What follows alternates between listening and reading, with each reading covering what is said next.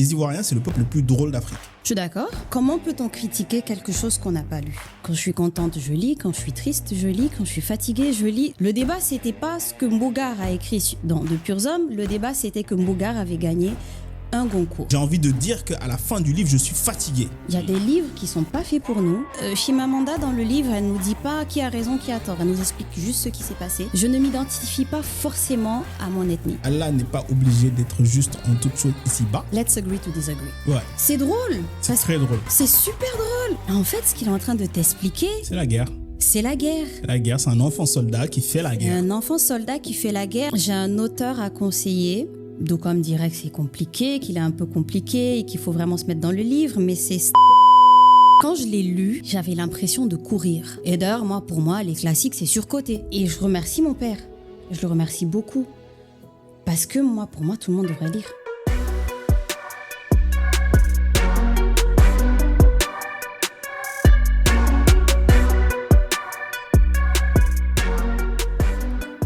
Khadi, Oui.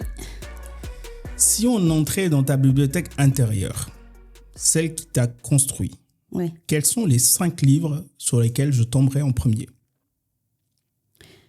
Je ne dirais pas que ce sont ces 5 livres qui m'ont construit, mais ce sont 5 livres que je conseillerais. D'accord. Et je vais prendre le parti de ne citer que de la littérature africaine. Ok, ça me va. Alors, on va commencer par La Grève des Batous de Aminata Soufal. Ensuite, Pourquoi la grève des bateaux d'Aminata Soufal? pourquoi La Grève des Batous d'Aminata Soufal? Parce que ça nous met au cœur de la société. Et ça nous met face à ce qu'on n'a pas envie de voir. Pour ne pas spoiler, pour ceux qui n'ont pas lu La Grève des Batous, on vit dans une société où chaque matin, on voit plusieurs personnes qui font la manche. Mais est-ce qu'on les voit vraiment? Donc avec La Grève des Batous, franchement, ça m'a ouvert les yeux sur beaucoup de choses. Sur comment dans la société, comment certaines personnes sont considérées dans la société. Surtout ceux qui sont à la marge de la société. D'accord. Voilà. Qu'est-ce qu'on trouve d'autre? Dans ma bibliothèque, Oui. en 4, je dirais l'hibiscus pourpre de Chimamanda. D'accord. Pourquoi l'hibiscus pourpre? Pourquoi l'hibiscus pourpre de Chimamanda? Ça nous met dans une famille qui, vue de l'extérieur, a l'air très parfaite, mais n'est pas si parfaite que ça. C'est vrai. Une famille où le père de famille pense bien faire. Et une famille où les enfants sont, on va dire, confrontés à ce qu'ils ont appris, la socialisation qu'ils ont eue dans la famille, mais aussi la socialisation qu'ils vont avoir dehors. Et ils vont mettre, on va dire, en comparaison ces 2 socialisations, et ça va créer, on va dire, un boom dans le cerveau des 2 enfants qui sont dans cette famille. Et ça a été intéressant à voir. Très, très, très intéressant. Et puis, ça m'a permis de découvrir la société nigériane. Ouais, très bon livre. Pour l'instant, les 2 que tu as cités, c'est 2 livres que j'aime beaucoup. Ouais. Enfin, moi, j'aime beaucoup Aminata Soufal. C'est vraiment, je pense que c'est mon écrivaine préférée, Aminata Soufal. Et l'hibiscus pourpre, c'est mon livre préféré de Chimamanda. Il y a beaucoup de gens qui ne rêvent que par L'autre moitié du soleil et Americana. Mais moi, l'hibiscus pourpre, c'est mon préféré. J'ai beaucoup aimé ce roman. Ils sont bien, Americana et L'autre moitié du soleil. Moi, j'aime bien L'autre moitié du soleil. Je pense que ça, tout le monde le sait. Oui. Mais ce n'est pas le meilleur livre de Chimamanda. Je pense que l'hibiscus pourpre est beaucoup plus abouti. Oui, d'accord. Voilà. Ok. C'est vrai qu'il est beaucoup plus court. On n'en parle pas beaucoup. Oui. Mais je pense que c'est l'un de ses meilleurs livres. D'accord. Donc, on a l'hibiscus pourpre, on a La Grève des Batous. Qu'est-ce qu'on a d'autre? Ce que le jour doit à la nuit. Ah oui, c'est étonnant. C'est étonnant. De Yasmina Alors, Khadra. moi, je suis totalement en phase avec toi là-dessus. Ouais. Mais en fait, j'ai rarement vu des gens qui aimaient ce livre autant que moi. Ah bon? Ah oui, j'en ai rarement vu. J'en ai rarement vu, mais c'est particulier. Mais j'adore ce roman. Ce roman est incroyable. Alors, certains te diront qu'il est trop long, c'est trop long à lire, mais franchement, j'ai adoré ce livre. Je l'ai adoré. Ça a été une grande histoire d'amour pour moi à partir de ce moment pour Yasmina Khadra. Pour moi, c'est un auteur abouti, franchement. D'accord. Et est-ce que toi, c'est le premier que tu as lu de Yasmine Khadra ou bien C'est le premier que j'ai lu et depuis lors, j'ai continué à suivre. Ok. Qu'est-ce qu'on a d'autre? Le monde s'effondre de Chinua Achebe. Très d'accord avec toi là-dessus. Je pense qu'on n'a pas besoin d'expliquer. Oui, tu peux dire 2 mots, mais pour moi, c'est le meilleur. Enfin, de très loin. Il est superbe. Il est pas long, il est court, on le lit, ça nous prend aux tripes. Je pourrais pas le décrire. Il est superbe. Ouais, moi je suis très d'accord avec toi là-dessus. Il y a aucun livre qui peut arriver à me happer dès le début comme ça et qui ne me lâche à aucun moment. Il n'y a pas une page où je décroche. Il n'y a pas une page où je me dis oh c'est trop long. Voilà, c'est l'histoire d'Okonkwo. C'est une histoire où quand tu es avec lui dès le début, dès les premières lignes, en fait, tu le lâches jamais, tu décroches jamais. Pour moi, c'est le meilleur. Moi, j'aime beaucoup ce livre. Je suis d'accord. Oui. Alors, en 1, d'aucuns diront que c'est pas de la littérature africaine, mais pour moi, c'est de la littérature africaine. C'est Ségou de Maryse Condé. D'accord, ok. Il y a 2 tomes. Ils sont longs. Il faut vraiment s'accrocher. Parce que l'histoire, elle parle d'une famille, de comment la famille s'est construite. Déjà, l'histoire se passe au Mali, à Ségou. Et ça nous parle des fils de cette famille.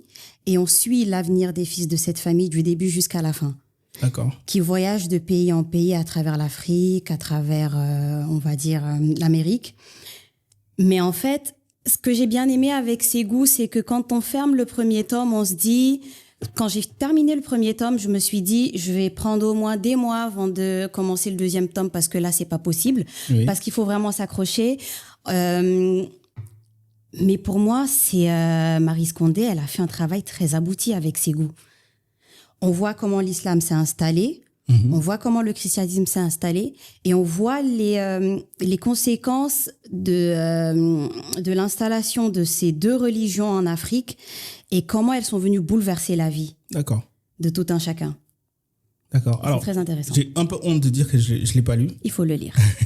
Mais tu m'as vraiment donné envie de le lire. Il faut le lire. Et il faut prendre son temps de toutes les façons. De toutes les façons, tu n'as pas le choix.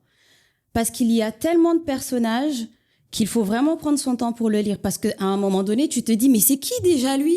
Ah tiens, ah mais oui. D'accord. Tu vois? Mais pour moi, c'est vraiment un roman très abouti. Et donc, c'est de la recherche. C'est en plusieurs tomes? C'est en 2 tomes. C'est en 2 tomes, d'accord. C'est en 2 tomes. Ok, bah écoute, je rajoute ça à ma liste. Voilà, et tu me diras. Et Khadi, pour te connaître un peu, dis-moi qui tu es sans me dire ce que tu fais. Qui je suis sans te dire ce que je fais. Je suis une citoyenne lambda qui travaille dans ce qu'il y a de plus proche pour moi de la population. Voilà. T'es une façon astucieuse de pas me dire ce que tu fais, mais de parler de ton travail. Tu n'as pas trop parlé de toi quand même. Hein. Voilà. Voilà qui je suis. Du coup, Khadi, que fais-tu? Et surtout, pourquoi le fais-tu? Je travaille dans une collectivité territoriale, plus précisément dans une mairie. D'accord. Ce que je fais exactement, c'est tout un tas de choses. D'accord. Et pourquoi j'ai dit tout à l'heure que c'était pour moi ce qu'il y avait de plus proche de la population, c'est parce que pour moi, on va dire les collectivités territoriales passent vraiment inaperçues. Alors que nous sommes ce qu'il y a de plus proche de la population. Et pourquoi tu penses que les collectivités territoriales passent inaperçues? Est-ce que tu entends souvent parler des mairies à la télé Moi, je suis allé dans la semaine pour récupérer ma carte d'identité, mais c'était pas non plus une expérience très agréable. La majeure partie du temps, c'est la fonction publique, les gens ne travaillent pas, c'est des pauses café tous les jours, vous finissez à 16h, vous finissez à 15h. Il y a pas une part de vérité dedans? Non, du tout. Pourquoi? Du tout. Tu penses? Je pense que c'est un préjugé que les gens ont. Peut-être qu'il a existé à un moment donné, je pense. Hein. Mais en tout cas, moi, de mon côté, là où je travaille, ça n'existe pas. On travaille vraiment, c'est très sérieux. Et lorsque les gens ont des problèmes, ils s'adressent à la mairie en premier.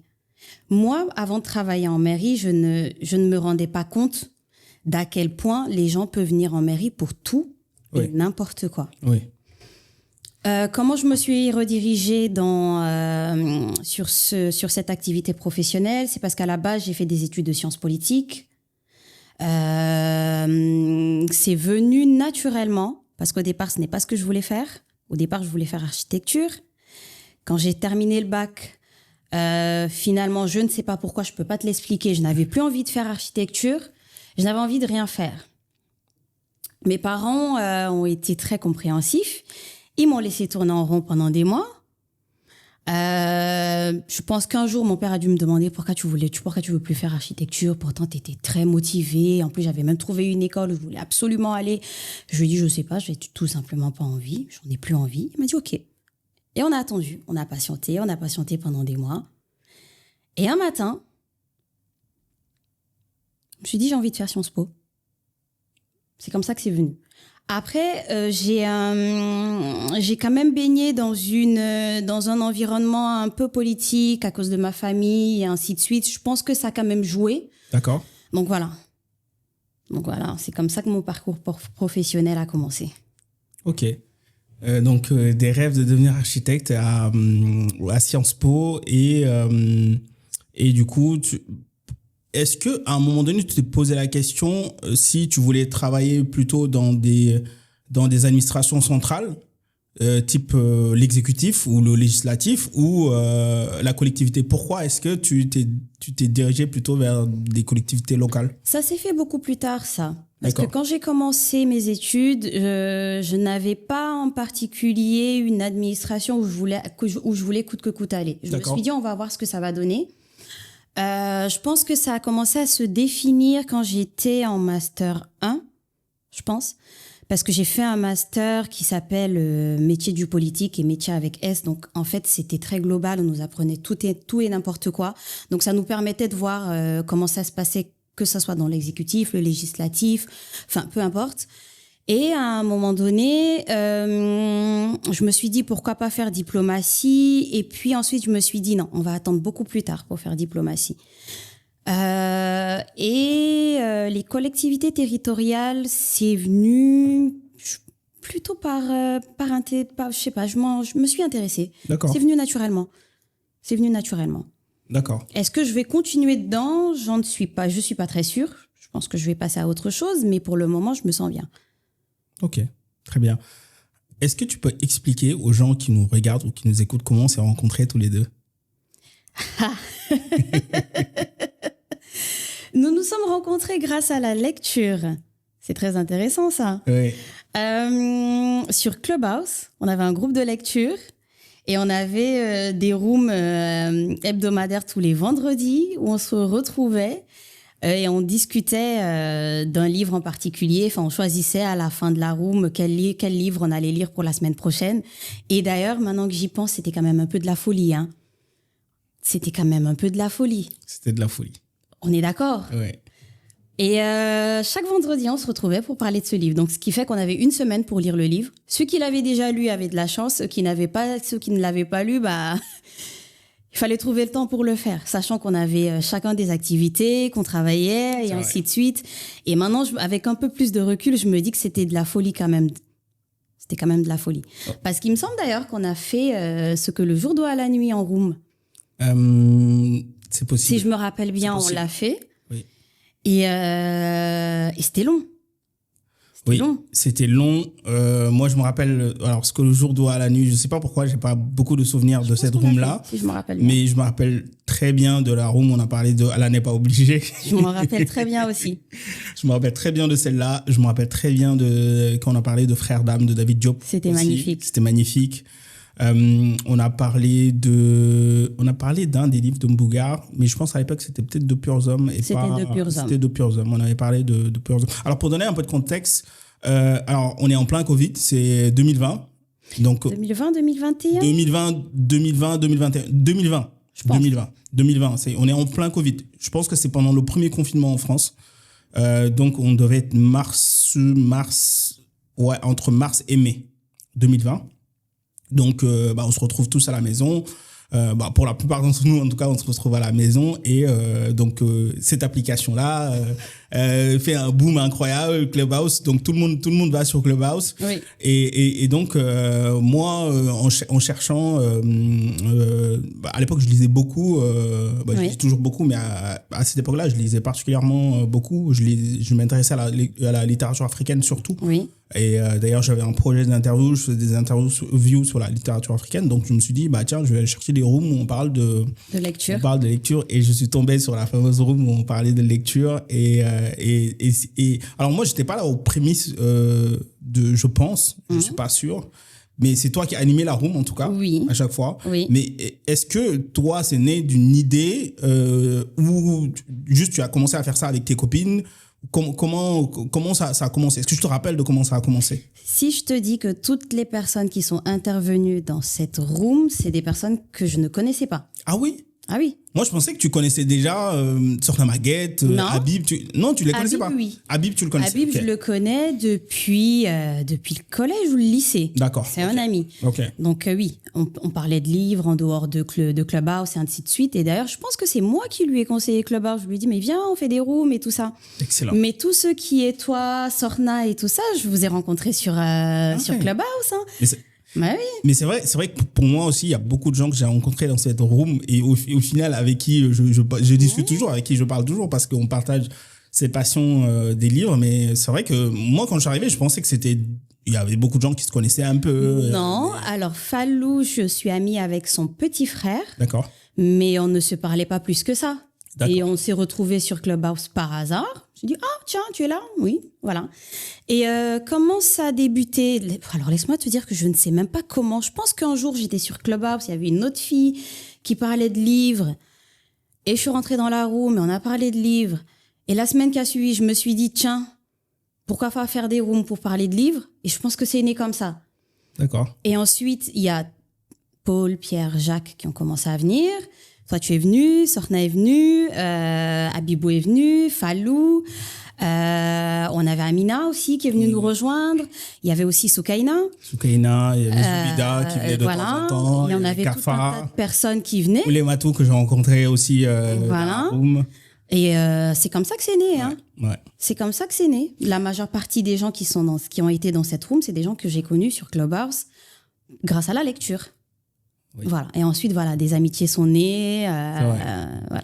Et c'était important pour moi de parler de ce moment-là parce que ça fait partie de la genèse de ce podcast-là. Parce que, en fait, avec ce podcast-là, je veux retrouver un peu ce qu'on avait dans cette room-là. C'est-à-dire que moi, ce que je trouve intéressant dans les livres, c'est pas uniquement le livre en tant que tel, mais toutes les discussions que le livre nous permet d'enclencher. Par exemple, dans ces rooms-là, par exemple, on partait d'un livre et puis, en fait...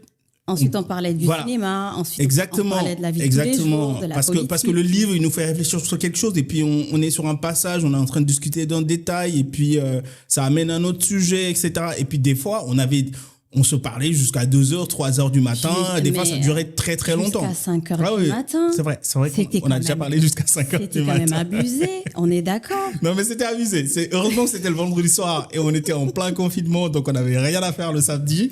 Mais on avait des rooms interminables. Et puis, des fois, on avait des gens qui venaient nous rejoindre parce qu'on s'est mis à parler de... Je me rappelle un jour... C'était peut-être un moment où il y avait quand même beaucoup de sujets sur le féminisme. Et je ne sais pas de quel livre on parlait. C'était peut-être un livre de Chimamanda. C'était peut-être On est tous féministes de Chimamanda. Nous sommes tous féministes de Chimamanda. Et puis, on a énormément de gens qui nous ont rejoints dans la room parce qu'on parlait de féminisme, alors que nous, on était entre lecteurs, entre nous, en petit comité, tu vois. En plus, dans les lecteurs, il y a beaucoup de gens qui sont introvertis, tu vois, on n'a pas envie de parler ça devant des centaines de personnes. Et puis, comme on parlait de féminisme, on a beaucoup de gens qui nous ont rejoints. Et c'était une room assez particulière, celle-là. C'était une room très particulière. Mais ce que je trouvais intéressant avec nos rooms, c'est qu'on avait quand même des personnes qui venaient juste pour nous écouter. C'est vrai. Tous les vendredis. Et je me rappelle d'une room où je pense où on n'a pas pu la faire, où moi j'ai reçu des messages de personnes qui nous disaient mais on est arrivé sur Clubhouse, il est déjà 22h, parce que si je me rappelle bien c'était à 22h. Il est déjà 22h, on vous voit pas, qu'est-ce qui se passe? Mais désolé, en fait on a dû annuler. Mais pourquoi? Tu vois, c'était vraiment un rendez-vous. Et c'est ce que j'ai trouvé très intéressant. C'était de belles retrouvailles. Moi, j'avais hâte tous les vendredis. Je me rappelle de la room qu'on a fait sur le Baobab Fou de Ken Bougoul. Oui. Et je me rappelle que je venais d'arriver à Dakar. Habibou n'avait pas le livre. Je pense qu'il est parti à la FNAC. Il ne l'a pas trouvé. Et il me dit, mais comment je vais faire pour le lire? Me voilà en train de prendre en photo toutes les pages du livre pour lui envoyer. Alors, je me rappelle de mon père qui était assis. À un moment donné, j'étais là dans le couloir sur la table en train de prendre des photos. Il s'est dit, mais qu'est-ce qu'elle fabrique? Il m'a laissé faire. Au bout de 10 minutes, il me dit, mais qu'est-ce que tu fais? Je lui ai dit, en fait, je suis en train de prendre les pages d'un livre pour un ami parce qu'en fait, on a une room. Donc, je lui explique. Il me dit, tu vas prendre toutes les photos, toutes les pages du livre en photo pour lui envoyer? Je lui ai dit, oui. Il s'est dit, mais elle est folle. J'ai pris toutes les pages. Je lui ai envoyé et c'est comme ça qu'il l'a lu. C'est incroyable. Et tu sais, après ça, mon père a commencé à nous écouter. Ah oui? Oui. Il a commencé à nous écouter. Ah oui, je ne savais pas qu'il nous écoutait. Oui, il nous écoutait. Il nous trouvait très drôles. Les vendredis, il me disait, alors vous n'avez pas room aujourd'hui? Si, c'est à quelle heure? Ok. Et il venait s'asseoir à côté de moi, il nous écoutait. Incroyable. Ouais. Trop bien. Franchement, très, très belle époque. Pour ceux, je pense que ceux qui vont écouter l'épisode, qui étaient dans ces rooms-là ou qui ont déjà écouté ces rooms-là, qui ont participé à ces rooms-là, savent de quoi on parle. Et c'était, et d'ailleurs, tu sais que ce club de lecture, c'est le seul club de lecture auquel j'ai fait partie, moi. Même si je suis un grand lecteur, j'ai jamais fait partie d'un club de lecture. Moi aussi. C'est le seul auquel j'ai fait partie et auquel je participais. Et c'est vrai que moi j'aime bien la contrainte. Mm-hmm. J'aime bien le fait qu'on se donne un délai d'une semaine et on doit lire le livre. Et j'adore cette contrainte-là de me dire, faut que j'avance dans mon livre, faut que je le termine. Oui. Et c'est ce que ce podcast-là me permet de faire aussi. Entre le moment où toi et moi, on a décidé de faire ce podcast-là et au moment où on enregistre, je devais lire L'autre moitié du soleil de Chimamanda. Oui. Le livre fait 660 pages. Merci Khadi. Hein. 660 pages. C'est pas de ma faute. Je peux te dire que je suis allé dans toutes les pièces de la maison avec ce livre. Hein. Je suis allé partout avec ce livre. Que ce soit au travail ou dans cette maison, j'ai dormi avec ce livre, je me suis réveillé avec ce livre et j'adore et j'aime bien le fait que si je n'étais pas sous cette contrainte-là, j'aurais peut-être mis 2 mois à lire ce livre-là ou peut-être je l'aurais jamais lu parce que en plus c'est un livre qui est sur ma liste depuis très longtemps. Oui. Donc je suis très content de l'avoir lu pour cet épisode-là. Mais raconte-moi ta rencontre avec les livres. Ma rencontre avec les livres s'est faite depuis que j'étais toute petite. Mon père était un grand lecteur. Il adorait la lecture. Ma grand-mère maternelle aussi, elle adorait la lecture. Et je vais dire que ce sont ces 2 personnes qui m'ont transmis l'amour de la lecture. D'accord, comme quoi, souvent, les personnes que je rencontre qui lisent beaucoup, ça vient quand même souvent de l'entourage, comme quoi c'est important qu'à la maison, il y ait des livres, c'est important de faire grandir les enfants dans cet entourage-là où il y a des livres. Donc ça, j'imagine que toi, c'est quelque chose pour laquelle tu te sens assez reconnaissant? Énormément. Moi, pour moi, la lecture, c'est toute ma vie. Quand je suis contente, je lis. Quand je suis triste, je lis. Quand je suis fatiguée, je lis. Toutes les excuses sont bonnes pour moi. Je n'ai pas... tu vois, il y a certaines personnes qui te disent moi, quand je souffre d'insomnie, il me suffit d'ouvrir un livre et je lis au bout de 2 pages, j'ai envie de dormir. Moi, c'est tout le contraire. Quand je prends un livre, surtout quand il me prend aux tripes, je peux rester là-dessus jusqu'à 6h du matin et à un moment donné, je me dis mais j'ai pas dormi. Qu'est-ce qui s'est passé? Parce que j'ai pas vu le temps passer. Pour moi, la lecture, c'est ce qu'il y a de plus beau et ça a été l'une de mes plus belles découvertes. Et je suis très contente que mon père m'ait transmis l'amour de la lecture. Super. J'en suis très, très fière. Et moi, à partir de mes... déjà, quand j'ai eu 7 ou 8 ans, ma grand-mère, elle m'achetait tout un tas de livres. C'était mes cadeaux. Mais mon père, il a commencé à me donner chaque année à mon anniversaire des livres. Ça pouvait être tout et n'importe quoi. Ça pouvait être un livre de 2 ou 3, de 10 pages, de 15 pages, peu importe. Mais il fallait qu'il me donne un livre, plus autre chose. Et je me rappelle quand j'avais 13 ans, il m'a donné un livre qui s'appelle « La difficulté d'être » de Jean Cocteau. D'accord. que je n'ai pas lu quand j'avais 13 ans. Et d'ailleurs, je suis contente de ne pas l'avoir lu à ce moment-là parce que je n'aurais rien compris du tout. Que j'ai lu, je pense, quand j'ai eu 21 ou 22 ans. Et c'est un livre qui m'a beaucoup, beaucoup, beaucoup, beaucoup parlé. Et je remercie mon père. Je le remercie beaucoup. Parce que pour moi, tout le monde devrait lire. Ne serait-ce que pour se cultiver un peu. Je sais que certaines personnes disent que c'est pas facile, ça prend du temps, c'est ennuyant, mais pour moi, ça permet de nourrir son cerveau. Et il n'y a pas un genre en particulier. Moi, je lis de tout. Bon.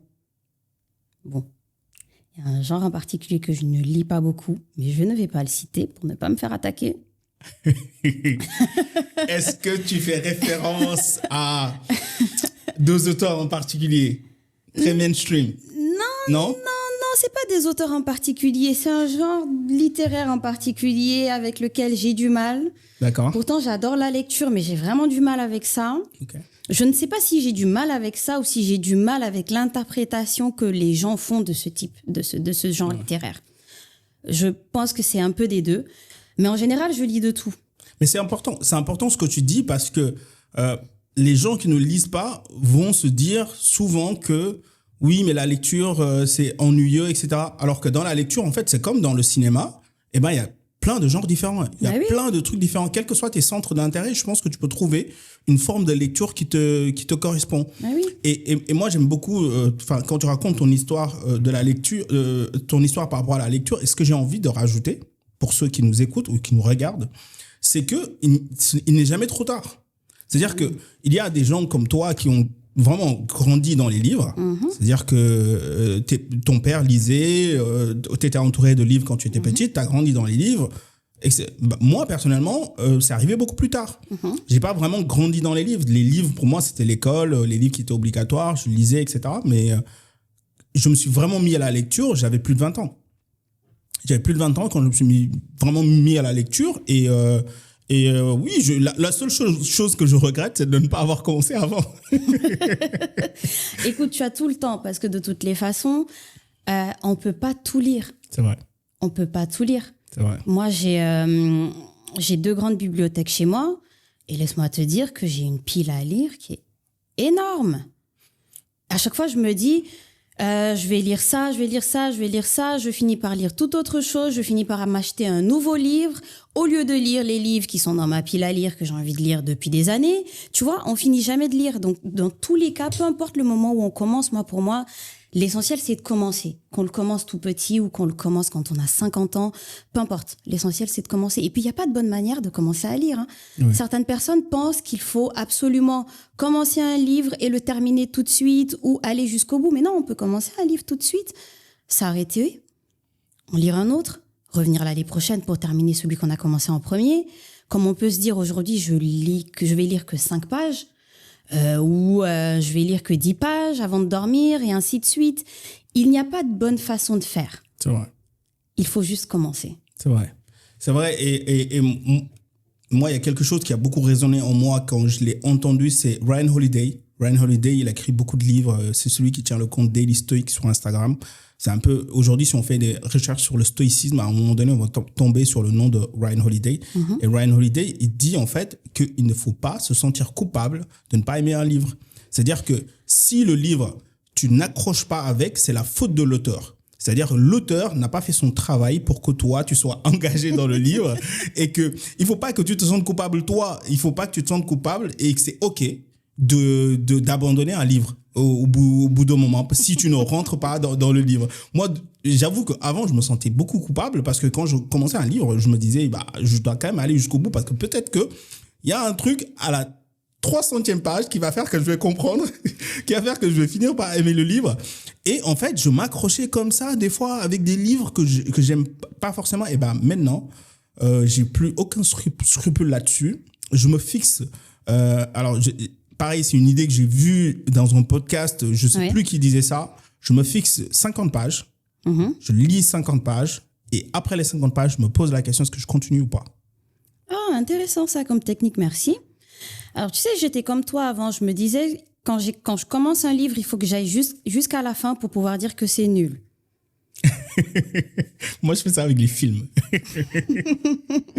Parce que je me disais, non, mais si tu vas pas jusqu'à la fin du livre, t'es pas assez légitime pour dire que le livre, il est pas bien, t'es pas assez légitime pour dire que c'était pas trop ça. Donc, va jusqu'à la fin. Au moins, quand on te posera la question, tu auras des arguments à poser et tu diras, voilà, je suis allée jusqu'au bout du livre et ainsi de suite. Donc, c'est vrai que avant, j'avais un problème avec ça, mais depuis un certain moment, franchement, je commence à lire. Si au bout de la 10e page, je vais pas jusqu'à 50. Si au bout de la 10e page, je commence à me dire, mais où est-ce que tu vas aller, en fait? J'arrête. Alors, parfois, j'arrête pour ne plus revenir. Parfois, j'arrête et je me dis, c'est juste parce qu'en fait, je suis pas dans le bon mood en ce moment pour lire ce que je suis en train de lire là. C'est totalement vrai aussi. Quand je serai dans ce mood, je vais revenir, mais pour le moment, alors toi, non, c'est un peu trop compliqué pour... Non. On va attendre le moment où je serai tranquille et ensuite, voilà. Mais c'est comme... alors, c'est quoi encore le titre du livre de Yambo Wologen? Le devoir de violence. Très bien. À la première page, j'ai commencé à lire et je me suis dit, non, Khady, c'est pas fait pour toi pour le moment, tu vas attendre. Peut-être que dans 2 ans, ça va passer. On va attendre, mais pour le moment, c'est pas fait pour toi. Donc, je ne l'ai toujours pas lu. Mais tu sais, c'est marrant que tu me dises ça, on n'avait pas prévu d'en parler, mais je me suis arrêté à la 10e page. Ah, t'es allé jusqu'à 10? Je me suis arrêté à la 10e page parce que, bon... Comme toi, j'ai lu La plus secrète mémoire des hommes, oui, qui est un hommage au devoir de violence de Yambo Wologen. Et donc, comme j'ai adoré La plus secrète mémoire des hommes, je me suis dit, je vais lire le devoir de violence de Yambo Wologen. Je l'ai acheté, il est juste derrière toi. Et j'ai tenu 10 pages. Mais je pense que je vais revenir dessus. Tu as réussi à tenir 10 pages. J'ai tenu 10 pages, mais je me suis arrêté au bout de 10 pages. Et c'était très important. C'est très important ce que tu disais tout à l'heure, parce que c'est vrai qu'il y a des livres, c'est juste pas le moment. Moi, il y a des livres comme ça que j'ai commencé. Les Impatientes de Djely Amadou Amal. Oui. Il y a quelques années, je l'ai commencé et je me suis arrêté au bout de peut-être 10 pages. Voilà, je sais plus combien de pages j'ai lu, mais je me suis arrêté. Et comme dans un de mes podcasts, je devais en parler. Oui.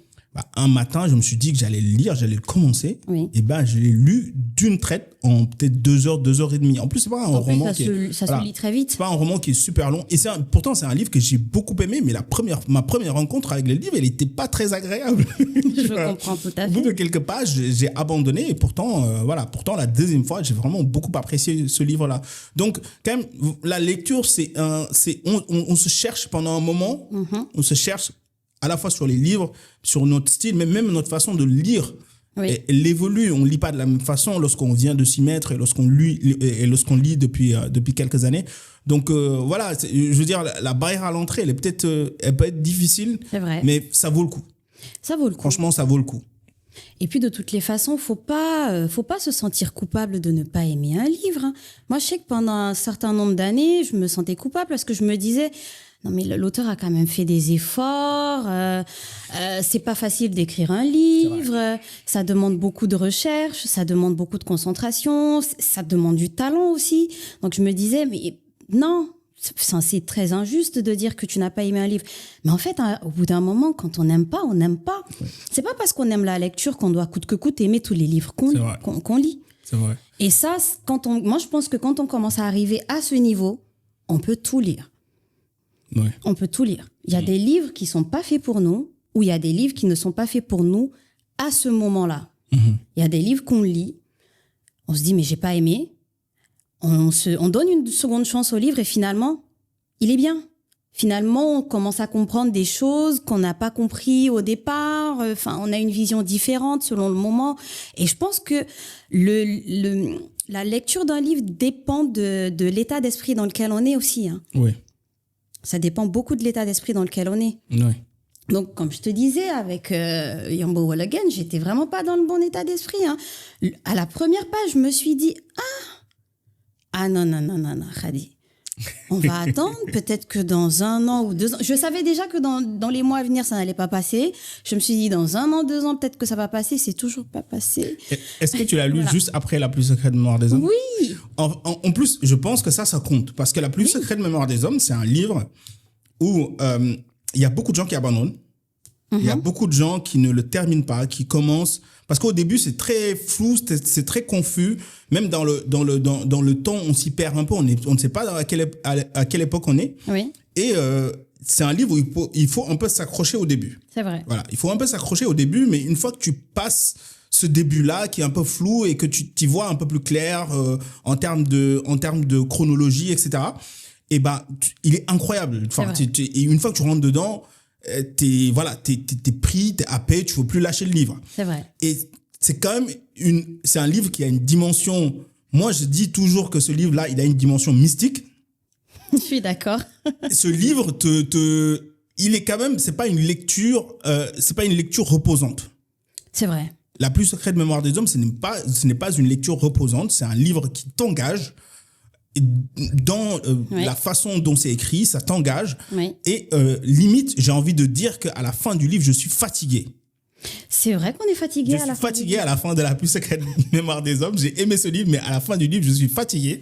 Et moi, comme toi, j'ai engagé le devoir de violence. Je me suis dit, tiens, je suis fatigué, je vais prendre le devoir de violence. Il a l'air un peu plus petit, donc je me disais, ça allait être un peu plus facile à lire, mais pas du tout. C'était pas une bonne idée. Pas du tout, c'était pas une bonne idée. Donc peut-être que je me le garde pour peut-être après un livre de Chimamanda ou après un livre de Yasmina Khadra, dont on a parlé, qui écrivent des livres qui sont très fluides, très faciles à lire, où tu vas moins t'attarder sur les pages, revenir en arrière, regarder, voilà, ça se lit très vite. Voilà, peut-être qu'à ce moment-là, après un bon café, une bonne nuit de sommeil, peut-être qu'à ce moment-là, c'est une bonne idée de reprendre le devoir de violence de Jean-Paul Ologom. Écoute, je pense que c'est un livre où il faut prendre son temps, il faut pas se presser, il faut le lire tout doucement. Peut-être que si on l'avait lu avant de lire La plus secrète mémoire des hommes, ça serait passé. Peut-être. Et je pense que peut-être que c'est ce qu'on aurait dû faire. Peut-être. Parce que nous, on s'est lancé dans la... Il me semble qu'on a fait une room là-dessus, parce que ce dont je me rappelle par contre... Oui, on a fait une room là-dessus. Sur La plus secrète mémoire des hommes, je ne sais plus qui avait dit qu'il trouvait le style de Mbougar dans ce livre très pédant. Pédant, ouais. Je me rappelle très plus pédant. Qui l'avait dit. Alors... Mais bon, on va je ne veux pas. Non, oui, non, mais je ne veux pas. Mais je pense savoir qui c'est. Mais je ne veux pas me tromper. Mais sur le moment, je me suis dit, mais après ça, quand j'y ai pensé, je me suis dit, mais même si c'est pédant, on s'en fout. Il est bien ce livre. Bah oui, il est extraordinaire. Il est bien ce livre. Très bien. Mais il nous montre qu'il a de la culture. C'est un Goncourt. C'est un Goncourt. C'est un Goncourt et, un jour, j'inviterai Mbougar. Je lui poserai la question. Et je pense que Mbougar savait qu'il allait gagner le Goncourt. Ah oui? Moi, je suis persuadé que dans son écriture, il savait qu'il allait gagner le Goncourt. Alors, soit il savait qu'il allait gagner le Goncourt, soit il visait le Goncourt et rien d'autre avec ce livre. Parce que même il y a des extraits qui m'ont quand même beaucoup interpellé dans ce livre, parce que à un moment donné, il gagne un prix. Oui. Et il parle de comment c'est reçu au Sénégal. Je ne sais pas si tu te souviens. Oui. Et ça, c'était quand même assez prémonitoire sur comment ça s'est passé après que Mbougar ait gagné le Goncourt. Parce que moi, j'étais au Sénégal. Ça a fait tout un tollé. J'étais au Sénégal à ce moment-là, quand Mbougar a gagné le Goncourt. Et tu te retrouvais à chaque fois à débattre avec des gens, déjà pas sur ce livre-là, mais sur un autre. Et des gens qui n'ont pas lu, ni l'un ni l'autre. Qui n'ont pas lu du tout, qui se sont basés sur l'avis de personnes qui ne l'ont pas lu aussi. Exactement. C'était quand même quelque chose quand Mbougar a gagné le Goncourt, parce que c'est là que tu te rends compte que comment peut-on critiquer quelque chose qu'on n'a pas lu? Quand on est sénégalais, on peut. Je ne vais pas commenter, mais c'est quand même extraordinaire de se rendre compte que ça a été reçu de façon très mitigée Et ça a fait, pour moi, des polémiques qui n'avaient pas lieu d'être. Non, mais surtout que lorsque Mbougar, entre guillemets, n'était personne, ça ne dérangeait personne. Oui. C'est-à-dire que lorsque Mbougar était juste un écrivain, un jeune écrivain sénégalais qui essayait de s'en sortir, ça ne dérangeait personne qu'il ait écrit De purs hommes. En plus, ça faisait déjà des années qu'il avait écrit De purs hommes. Ça faisait des années qu'il avait écrit De purs hommes. Ça ne dérangeait personne. Et une fois qu'il a été reconnu par le monde entier comme l'un des meilleurs écrivains parce qu'il a gagné le prix Goncourt, et ben à ce moment-là, on commence à dire, ok, maintenant qu'il est reconnu par tout le monde, donc il est identifié au Sénégal, nous, faut qu'on regarde le gars, est-ce qu'il défend nos valeurs, etc. Et puis, je suis désolé, mais De purs hommes, on peut en dire ce qu'on veut. Il y a plein de romans avant De purs hommes qui ont écrit des choses aussi outrageuses pour les Sénégalais, en tout cas, que ce qu'il y a dans De purs hommes. Déjà, ça reste un roman. Et en fait, les thèmes qui sont abordés et les choses qui sont dites dans De purs hommes, il y a plein de romans qui parlent de ça. Mais c'est juste que les Sénégalais n'ont jamais lu ça. Je vais en citer un. Ramata de Abbas Ndione. Que j'ai pas lu. Je sais que tu l'as pas lu.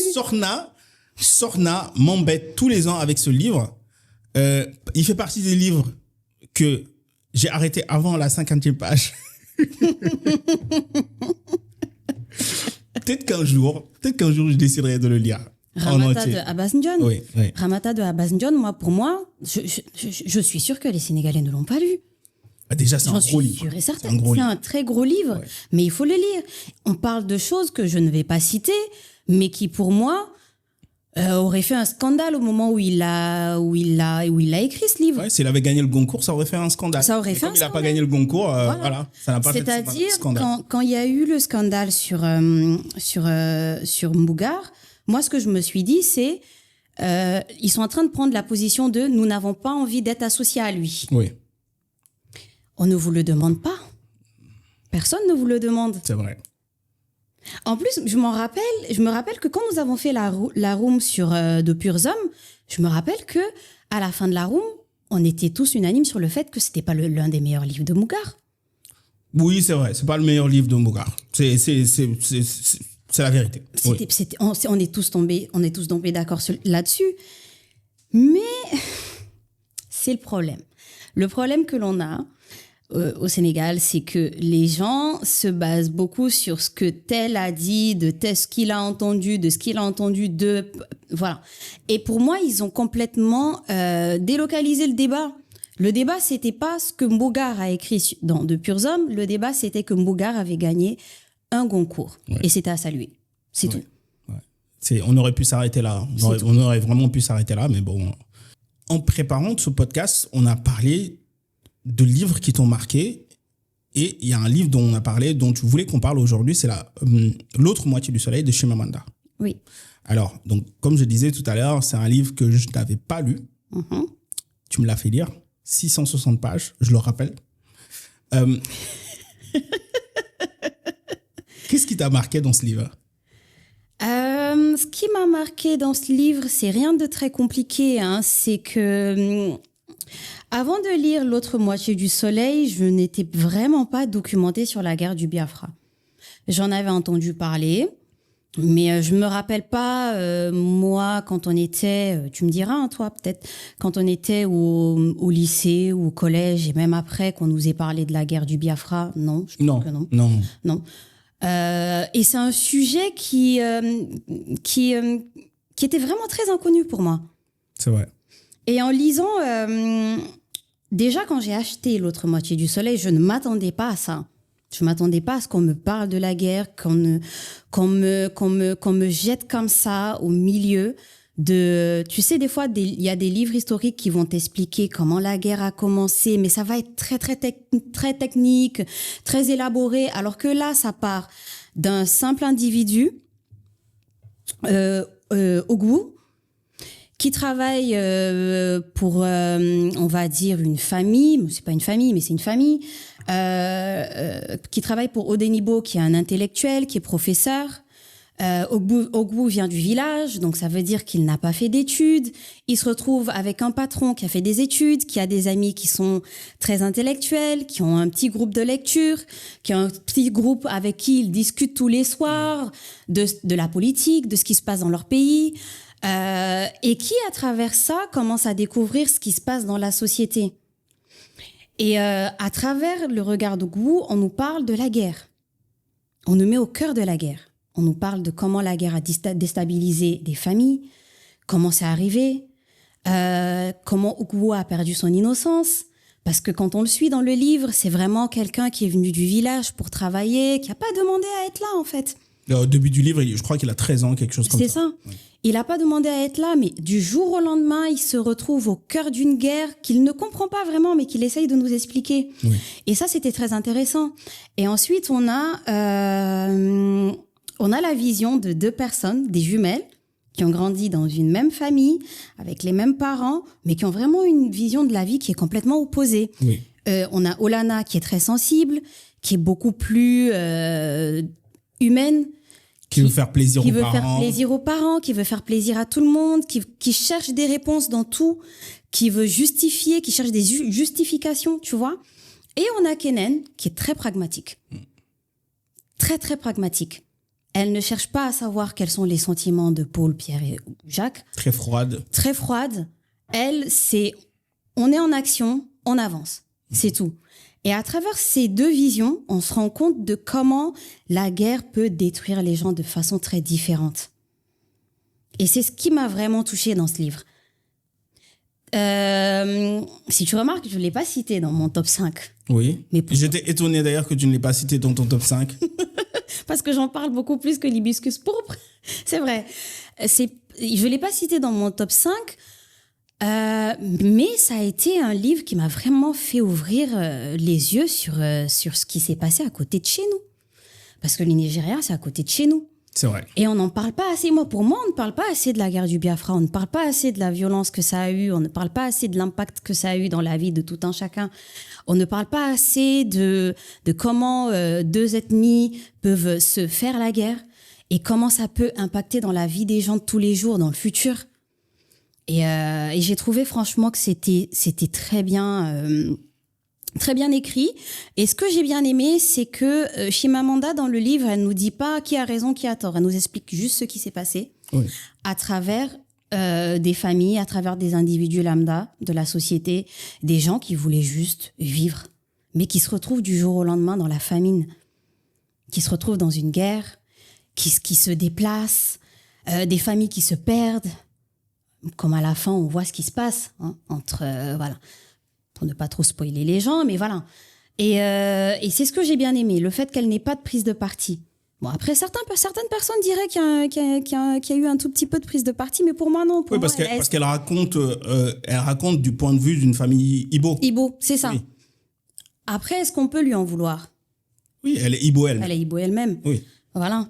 Mais dans le livre, elle nous a quand même expliqué comment ça a impacté toutes les 2 ethnies. Oui, non, mais voilà. Moi, je pense qu'elle a raconté quand même de façon plus ou moins impartiale ce qui s'est passé au Nigeria. D'ailleurs, moi, je tiens à m'excuser auprès de tous les Nigérians parce que c'est difficile. Peut-être qu'on va dire des choses qui sont approximatives sur la guerre. Parce que moi, personnellement, je ne suis pas un spécialiste de la guerre du Biafra. Et puis, surtout, le Nigeria est un pays très complexe, très compliqué, parce que même la guerre du Biafra, lorsqu'on va expliquer, on va prendre des shortcuts, on va prendre des raccourcis, mais l'histoire, en réalité, est beaucoup plus compliquée que ça. Et puis, j'ai pas envie de heurter les personnes avec quelque chose. On parle d'une guerre qui a fait entre 1 et 2 millions de morts. C'est incroyable. Hein. Et puis, la guerre du Biafra a une particularité, c'est qu'il y a beaucoup de gens qui sont morts, pas de la guerre, mais de la famine. Oui. Parce que la région du Biafra, lorsqu'elle a déclaré son indépendance, elle s'est vue imposer un blocus qui a été vraiment dévastateur. Et d'ailleurs, on le voit dans le livre. Par exemple, la famille le foyer Odenibo, Olana, Ogbu se retrouve basculé entre plusieurs villes du Biafra. Eux qui étaient plutôt une famille aisée, donc se retrouvent vraiment à vivre avec des moyens très rudimentaires. Et ça montre comment comment ça peut basculer, quoi. Ça peut basculer vraiment du jour au lendemain. Et nous, par exemple, qui sommes sénégalais, moi, j'ai du mal à imaginer la même chose chez nous. C'est-à-dire que la violence de cette guerre qui on peut dire sous fond de guerre proxy entre les Français qui ont soutenu de façon pas officielle mais officieuse l'État du Biafra et les Britanniques qui ont soutenu de façon officielle le Nigeria, arriver à une guerre ethnique où vraiment on s'exterminait entre voisins. Oui. Donc imaginez, pour ceux qui sont sénégalais, imaginez aujourd'hui, je sais pas moi, les Peuls et les Sérères qui décident de se faire la guerre. Et puis, t'as les Wolofs, les Mandingues, les Manjacs, entre ça, qu'est-ce qu'on fait, quoi? Comment on fait? Et c'est quand même, je pense que c'est aussi ce qui fait la particularité de cette guerre du Biafra, c'est que donc pour schématiser, au nord t'as les Hausa qui vivent au nord, au sud-est t'as les Ibo, au sud-est t'as les Yoruba. Donc t'as une partie des Yoruba qui s'est alliée aux Hausa, une partie des Yoruba qui s'est alliée aux Ibo. Donc t'avais après l'indépendance l'État était dirigé par un Ibo, mais on va dire que l'armée était majoritairement Hausa. Donc t'as un premier coup d'État qui arrive, mené essentiellement par des Ibo. Donc, et puis démarre une guerre vraiment aux Hausa importants, aux Hausa qui occupent des places importantes dans le pays. Oui. Donc une sorte de purge qui fait naître du coup un sentiment du côté des Hausa qui 6 mois après font aussi un autre coup d'État. Et les Hausa reprennent le pouvoir, même s'ils mettent un président Ibo, même si c'est un président Ibo, mais c'est les Hausa qui ont le pouvoir. Donc ensuite, tu as ce président-là qui essaie un peu de rassembler tout le monde. Bon, alors j'ai pas parlé du pétrole, mais le pétrole, je n'ai pas parlé du pétrole parce que lorsque Ojukwu, par exemple, déclare l'indépendance du Biafra, c'est parce que le pétrole se trouve dans la région des Ibo, au sud-est. Et lorsque les Hausa ont repris le pouvoir, je veux dire le président qui n'était pas Hausa mais qui était quand même entouré c'était les Hausa qui avaient le pouvoir. Donc le président enlève le pouvoir qui était très régional, c'est-à-dire que les régions étaient plutôt autonomes et géraient leurs ressources elles-mêmes, et le président a décidé à un moment donné, après qu'ils aient eu des discussions au Ghana, il a décidé qu'il allait découper le pays comme il voulait et que aux Biafrais qui sont au sud-est, on va leur enlever une partie de leur territoire où il y a les puits de pétrole, etc. Du coup, eux déclarent leur indépendance et puis le Nigeria dit qu'il va mener au départ une opération de police. Au départ, ça s'appelle une opération de police pour reprendre cette partie-là. Et puis, ça finit par être une guerre qui amène à la mort de 1 million à 2 millions de personnes. C'est quand même très tragique. Et dans ce roman-là, la guerre, elle est partout. Elle est partout. Et en fait, dans ce roman-là, la guerre, non seulement elle est partout, mais à un moment donné, on ne sait même plus qui a tort, qui a raison. C'est vrai. En fait, on est concentré sur tout le monde souffre.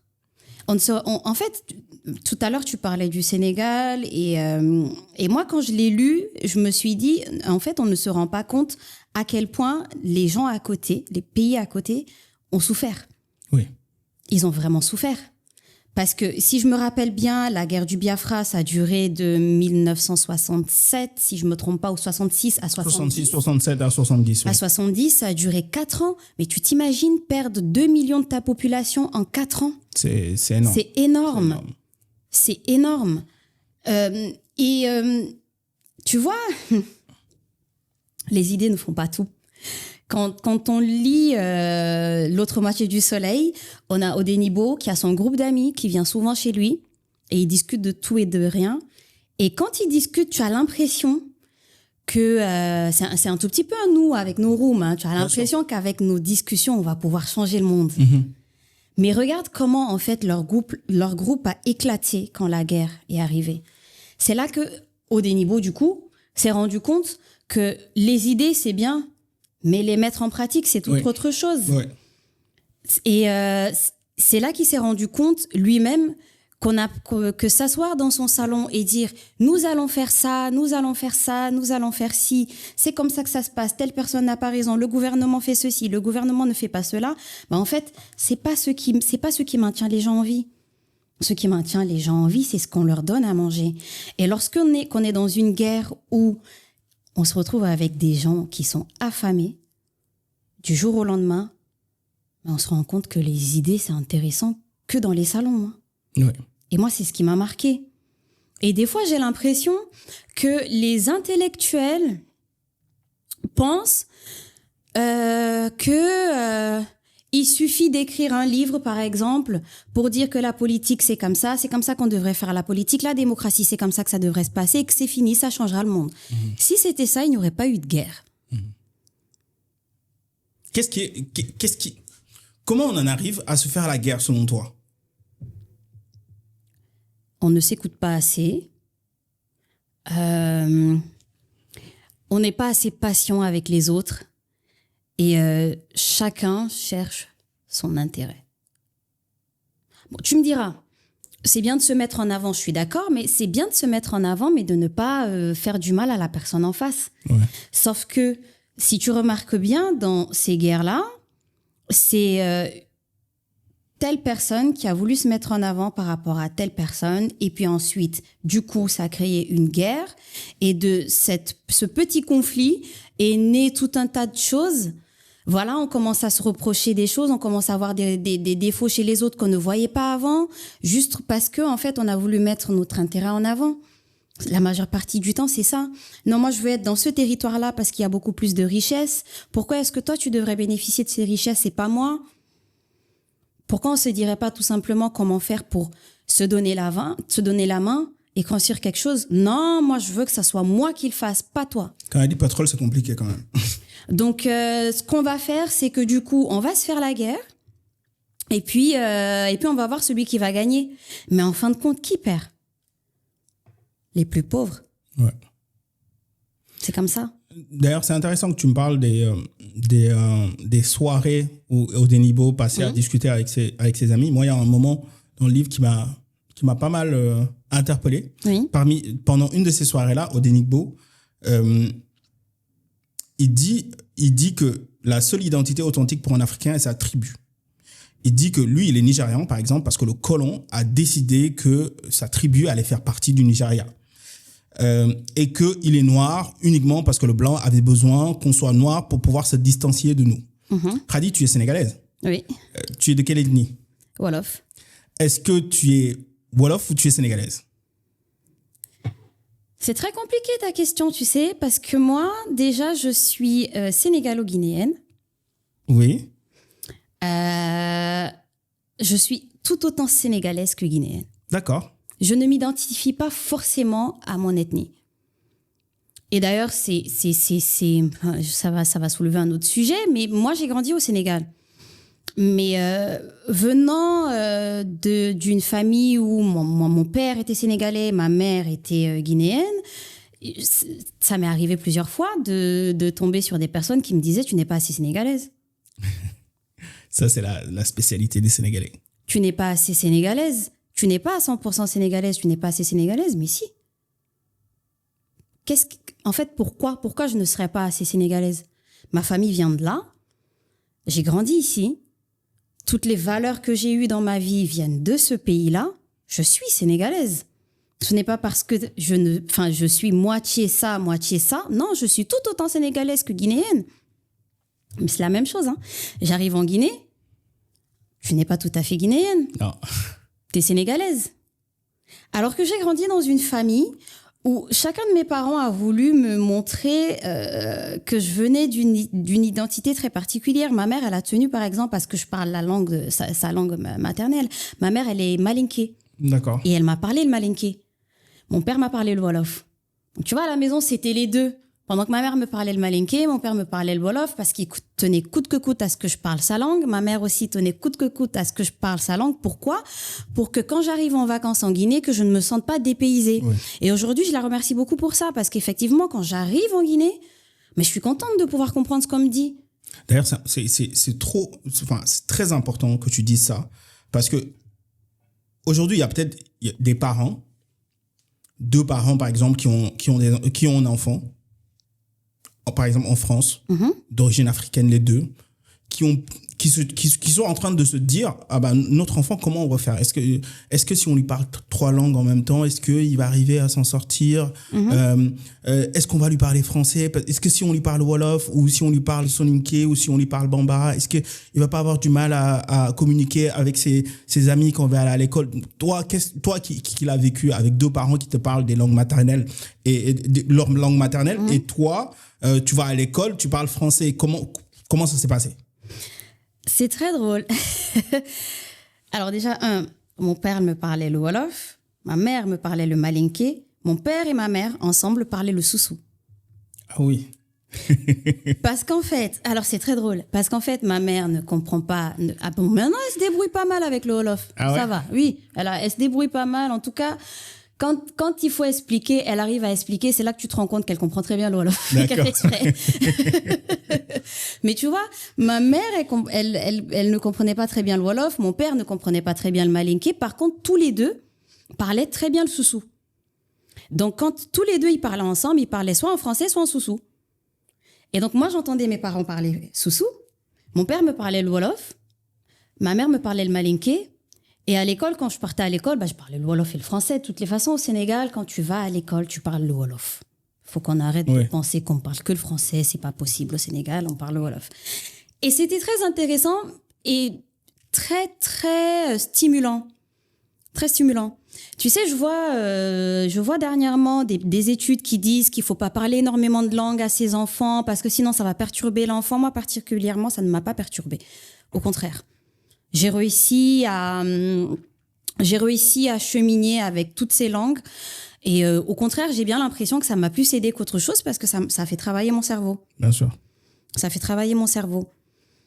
Et ça m'a permis de développer une différente culture, un petit melting pot. Et c'est très intéressant. Et moi, pour moi, aujourd'hui, je pense qu'un enfant doit avoir une identité. C'est important.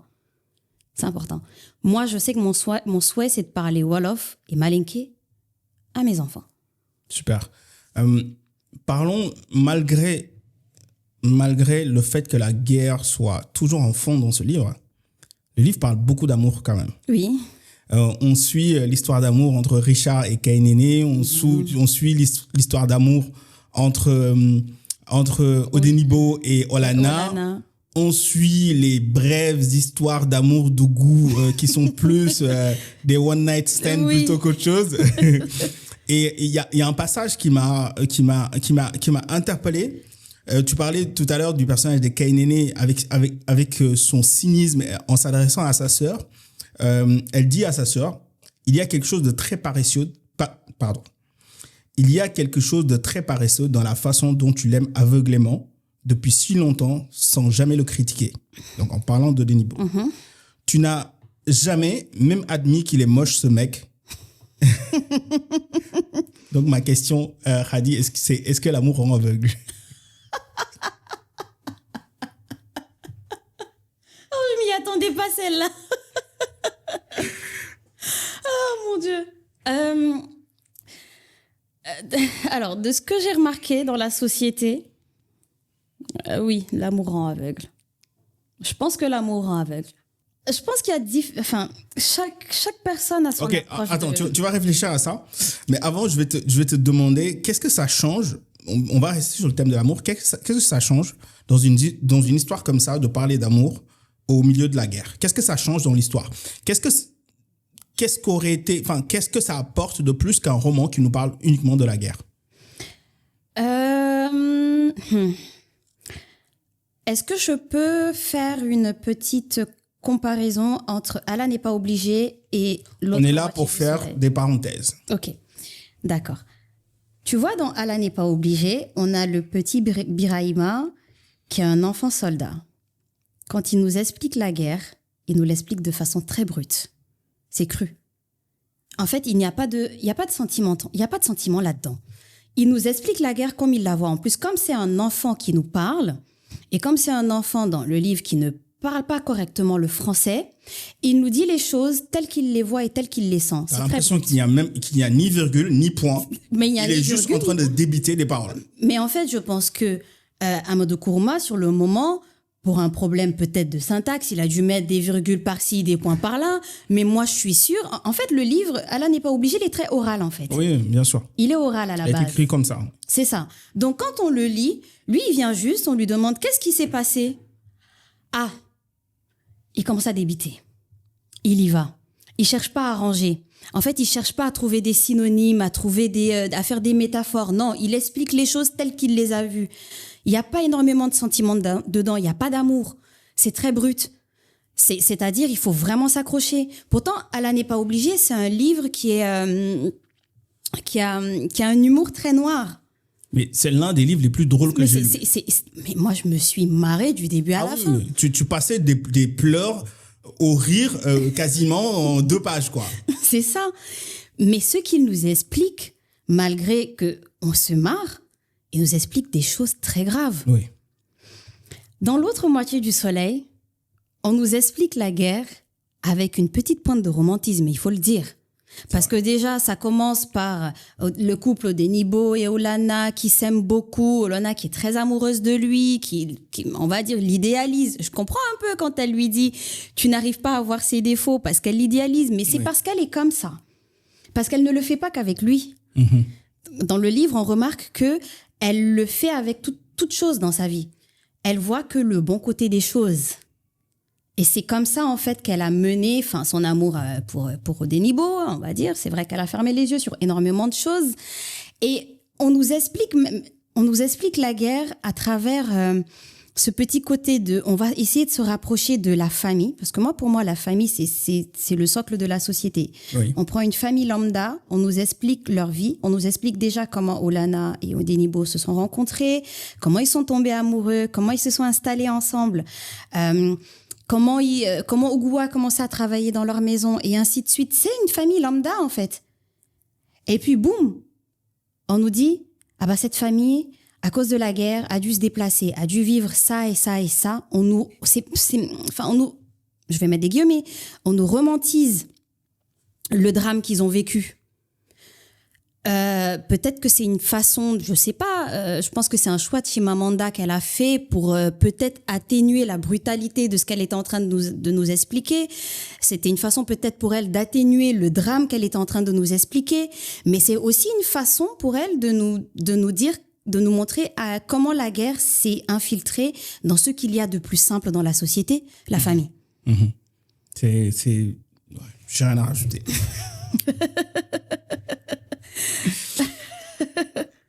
Tu as bien fait de parler de Allah n'est pas obligé parce que c'était l'autre livre dont nous devons parler qui parle aussi de la guerre, mais cette fois au Libéria et en Sierra Leone. Pourquoi Allah n'est pas obligé? Et pourquoi 2 livres qui parlent de guerre? Je ne sais pas. Alors, Une fascination pour la guerre? On dirait. Je pense parce que je me suis rendu compte au fil de mes lectures ces dernières années que j'aimais bien l'histoire. Je m'en suis rendu compte. Mmh. Quand j'étais au lycée, ça m'intéressait, mais pas plus que ça. Tu vois. Et quand j'ai, je pense à partir de 24, 25 ans, je me suis découverte une petite attirance pour les guerres. Et je pense que peut-être que c'est pour ça que j'aime bien Allah n'est pas obligé, que j'aime bien l'autre moitié du soleil. Mais si, les 2 livres sont totalement différents. Mais les 2 livres parlent de guerre dans un environnement différent. Mais si tu remarques bien, ça a eu le même impact. Mmh. Dans un environnement différent, dans un style différent aussi. Dans un style différent. Parce que, donc, pour clôturer sur l'autre moitié du soleil, est-ce que tu as vu le film? Non, je ne l'ai pas vu, je n'ai pas envie de le voir. Tu n'as pas envie de le voir? Pourquoi? J'ai remarqué que les livres adaptés en film, à la fin, je reste toujours sur ma faim parce que, tu vois, peut-être que si je l'avais regardé avant de le lire, ça passerait. Mais dès que je lis un livre, après, j'ai du mal. C'est vrai que c'est difficile de faire tenir une histoire de 660 pages dans un film de 2 heures. Franchement. Donc, le film a pris plein de raccourcis. Alors, moi, j'étais surpris en découvrant le film parce que je pensais que ça allait être un petit film nigérian avec des acteurs inconnus, mais je sais pas si tu as vu le casting du film, mais c'est un casting XXL, hein. C'est des gens qui sont super connus. Alors, celui qui joue Odenibo, c'est l'acteur principal de 12 Years a Slave. Donc, celui qui joue le rôle de Salomon Northup dans 12 Years a Slave. Je vais y arriver. Tu sais qui joue Ougou? C'est John Boyega. John Boyega, c'est le Renoir qui est dans Star Wars. Alors, j'ai pas vu le casting. Tu sais, moi, quand j'ai vu qu'il y avait un film là-dessus, je me suis dit non, je veux même pas savoir. Et Olana, c'est l'actrice qui joue dans Westworld. Je connais pas son nom aussi, mais dans Westworld, c'est elle qui joue le rôle de Maeve dans Westworld. Donc Westworld, série que j'adore vraiment. Et c'est ça m'a étonné de retrouver ces 3 acteurs qui sont quand même 3 acteurs qui ont déjà eu des rôles assez majeurs à Hollywood et qui se retrouvent dans ce film-là. Bon, moi j'ai bien aimé le film parce que je l'ai regardé dès que j'ai fini le livre, j'ai regardé le film. Et ça m'a permis de mettre un visage sur Odenibo, sur Olana. Je les imaginais pas comme ça. Ougou, je l'imaginais encore moins John Boyega en Ougou. Ouais. Mais c'était marrant. Mais bien sûr, tu retrouves pas la complexité des personnages et de l'histoire. Par exemple, dans le livre, on sait souvent ce qui se passe dans la tête de Ougou. C'est vrai. Souvent, on a des réflexions de Ougou. On voit quand même beaucoup l'histoire du point de vue de Ougou, alors que Ougou est relayé au second plan dans le film. Mais tu sais, pour moi, les 2 personnages principaux de L'autre moitié du soleil, c'est Olana et Ougou. Ah oui, pour moi, je suis d'accord. Je suis d'accord qu'Odenibo, on aurait pu croire, mais Odenibo n'est pas le personnage central de ce roman. Pour moi, c'est Ougou avant tout et Olana. Et pour faire le parallèle avec Allah n'est pas obligé, il y a aussi une différence où dans L'autre moitié du soleil, on va un peu voyager avec, on va suivre des fois le couple de Richard et Kainene, des fois on va suivre Olana, des fois on va aller au nord, mais on va savoir ce qui se passe dans la tête de Ougou un peu, on va savoir un peu ce qui se passe dans la tête de Olana et on va savoir un peu ce qui se passe dans la tête de Odenibo. Allah n'est pas obligé, c'est narré à la première personne. Dès le début, moi, je pense que c'est le meilleur début de livre que j'ai lu. Les premières pages, les premières 6 pages, 6 points. Donc, le livre s'ouvre. Le narrateur, qui est Biraima, qui est un enfant qui a entre 10 et 12 ans, il prend la parole et il se présente. Il se présente en 6 points. Et je ne vais pas répéter les 6 points-là, mais même si tu n'as pas envie de lire le livre, va lire au moins les 6 points parce que je te garantis que ça te donnera envie de lire le livre. Mais déjà, la première phrase du livre, si je me rappelle bien, ça se présente comme ça. Le titre définitif de mon blablabla sera « Allah n'est pas obligé d'être juste en toute chose ici-bas ». C'est ça. Et ensuite, il dit « Je commence à raconter mes salades ». Oui. Ça, c'est lorsqu'il finit de se présenter en 6 points, il dit « Je commence à raconter mes salades ». Et l'histoire est racontée, c'est un garçon de 10 ans qui raconte l'histoire. Donc, ce qui fait que, en fait, c'est très clair. Moi, souvent, quand je ne comprends pas quelque chose, je dis à la personne « Explique-moi ça comme si j'avais 6 ans ».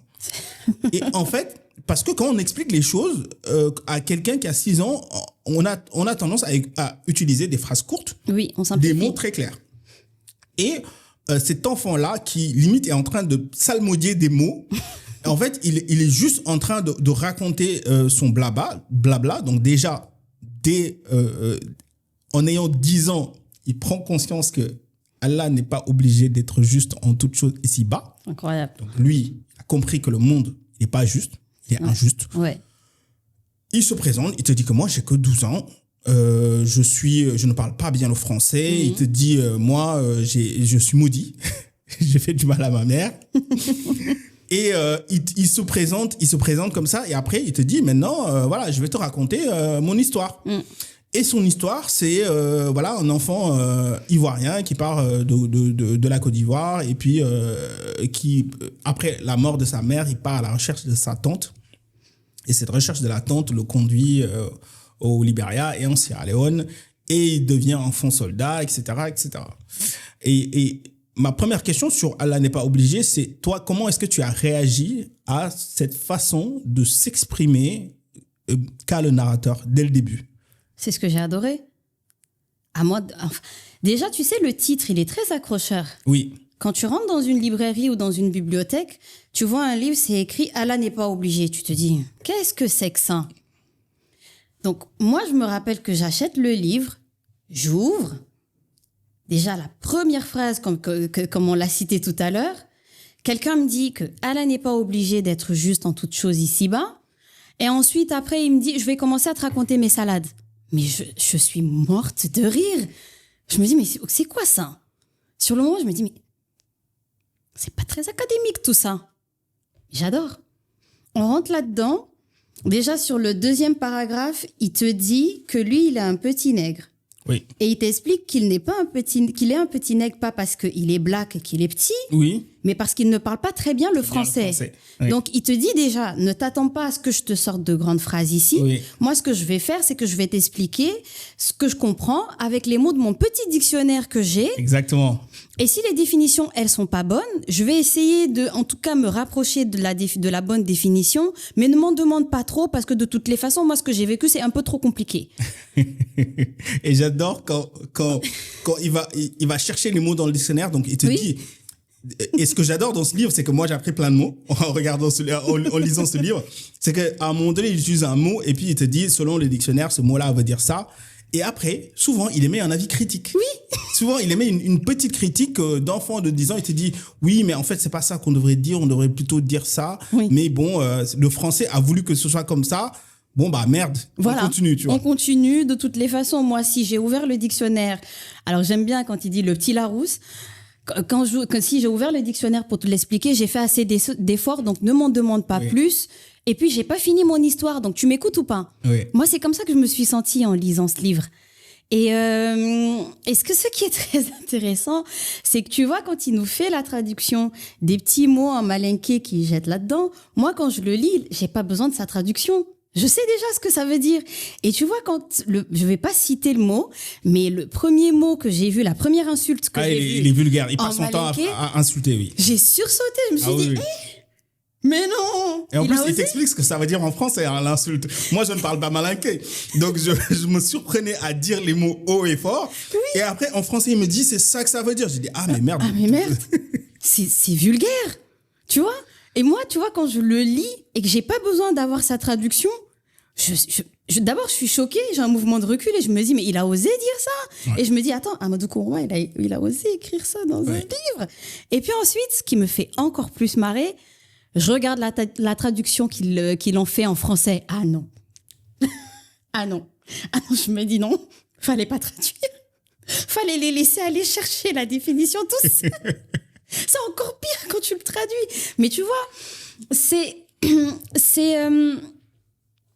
pourquoi Allah n'est pas obligé? Parce que Amadou Kourouma ne s'est pas senti obligé de nous écrire un livre avec plein de phrases en français, à nous faire de grandes métaphores, des nuances, à nous faire un livre très académique pour qu'on comprenne ce qu'il voulait nous expliquer. D'ailleurs, on l'a pas dit, mais Allah n'est pas obligé, c'est Goncourt des lycéens et prix Renaudot. Oui. Ce qui est très rare. C'est un livre qui, je pense que, alors, en ayant fait des recherches un peu, je pense que l'Europe, enfin, le monde littéraire, c'en est un peu voulu d'avoir le premier roman de Amadou Kourouma, Le Soleil des Indépendances, est un peu passé inaperçu dans le monde littéraire. C'est-à-dire que ils se sont pas trop attardés sur ce roman-là, et ils l'ont un peu regretté de se dire, il était présent dans aucun des prix, etc. Oui. Et ils se sont un peu rattrapés avec Allah n'est pas obligé, mais c'était quand même très justifié parce que pour moi, Les Soleils des Indépendances, j'ai beaucoup aimé. De toute façon, Amadou Kourouma, pour moi, c'est je sais qu'à chaque fois, je dis ça, mais Amadou Kourouma, pour moi, c'est le meilleur. C'est sa façon d'écrire. Moi, j'ai retrouvé ça nulle part. Je suis d'accord. J'ai retrouvé ça nulle part. Pour moi, il a une singularité. Lorsque tu lis Les Soleils des Indépendances et Allah n'est pas obligé, il a une singularité dans sa façon d'écrire. Parce que, tu sais, c'est comme les chanteurs te disent que Pour un chanteur qui chante très bien, chanter faux, c'est très difficile pour lui. Et ben, Amadou Kroma, pour quelqu'un qui est un écrivain abouti, écrire volontairement dans un mauvais français, prendre un garçon de 10, 12 ans et lui faire écrire dans un mauvais français, j'imagine que ça ne doit pas être quelque chose de facile. Et à aucun moment, pareil, enfin, je veux dire la même chose que j'ai dit sur Le Monde s'effondre, mais Allah n'est pas obligé, c'est aussi un des livres qui te... Alors, c'est très clivant. Il y a des gens qui n'aiment pas. J'ai beaucoup offert ce livre-là à des gens qui n'y arrivent pas avec cette façon de parler du gamin. Mais je pense que il y a une barrière un peu culturelle là-dedans. Sur Allah n'est pas obligé. Je pense que si tu n'es pas habitué à la tradition orale, peut-être que tu vas un peu avoir du mal. Je suis d'accord. Parce que la plupart non, mais je sais parce que les gens à qui je vais faire ce livre qui n'ont pas aimé, ce sont pas des Africains. D'accord. Il n'y en a aucun qui est africain. Parce que je pense que la plupart des gens qui ne l'ont pas aimé, c'est des gens qui ne sont pas habitués à la tradition orale, au fait que le gars soit... Et puis, nous, comme je pense qu'en Wolof aussi, on a des mots comme ça où on traduit littéralement. Donc, on comprend quand il parle un mauvais français parce que nous aussi, si on traduit des mots Wolof littéralement, ça donnerait des expressions plutôt similaires en français. Et tu sais qui d'autre fait ça? Abbas Ndione. Ah, ben j'ai jamais lu Abbas Ndione. Il faut lire La vie en spirale. D'accord. De Abbas Ndione. C'est la même chose. Des fois, en fait, moi, à un moment donné, je me suis dit, je suis en train de lire le français. Là, je me suis dit, mais il est en train de me parler Wolof. Parce que je traduisais la phrase en Wolof et ça faisait sens. Je me dis, mais je suis sûre qu'il est en train de me parler Wolof là. La phrase, elle est correcte en français. Ouais. Tu sais ce qu'il veut dire en français. Mais quand tu la lis, tu sais que c'est du Wolof qu'il est en train de te parler. Ouais, c'est vrai. Et c'est majestueux. Ok. Moi, j'ai retrouvé ça un peu chez David Diop, Frère d'âme. C'est vrai. Je ne sais pas si tu te rappelles de Frère d'âme, parce que c'est deux tirailleurs qui n'ont pas fait l'école. Et il y a souvent des mots qu'ils utilisent. En français, c'est juste une tradition littérale de certains mots qu'on dit en Wolof. Il y a un très bon livre au passage que je recommande beaucoup aussi. C'est Frères d'âme de David Diop. Ce livre nous a mené dans beaucoup de contradictions. C'est le seul livre pour lequel, si je me rappelle bien, à la fin de la room, on n'arrivait pas à s'entendre sur quelque chose. En fait, on n'arrivait pas à s'entendre sur la fin du livre. Oui. Sur ce qui s'est réellement passé à la fin du livre. Oui. Parce que... un peu comme ce qui s'est passé avec la plus sacrée mémoire des hommes, la fin de Frères d'âme est très mystique. Je suis d'accord. Est très mystique et il se passe quelque chose et quelque part l'auteur volontairement nous laisse le libre droit à interpréter ce qui s'est passé. Et moi, c'est le seul livre, la fin. Je pense que j'ai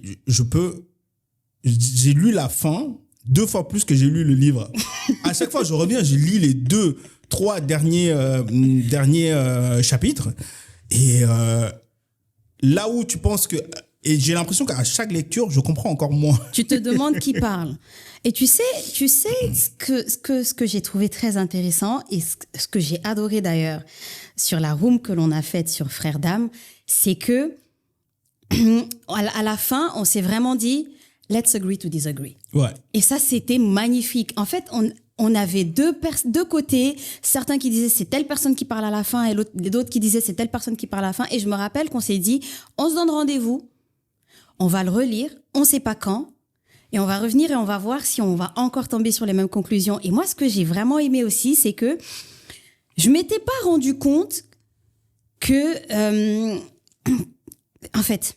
Tu vois, sur le moment, à la fin du livre, tu es là, tu te dis, toi, tu es certain que c'est comment il s'appelle encore comment ils s'appellent les deux? Il y a Mademba et Alpha. Et Alpha. Sur le moment, toi, tu peux te dire, c'est Alpha qui parle. Oui. Et moi, je me dis, c'est Mademba qui parle.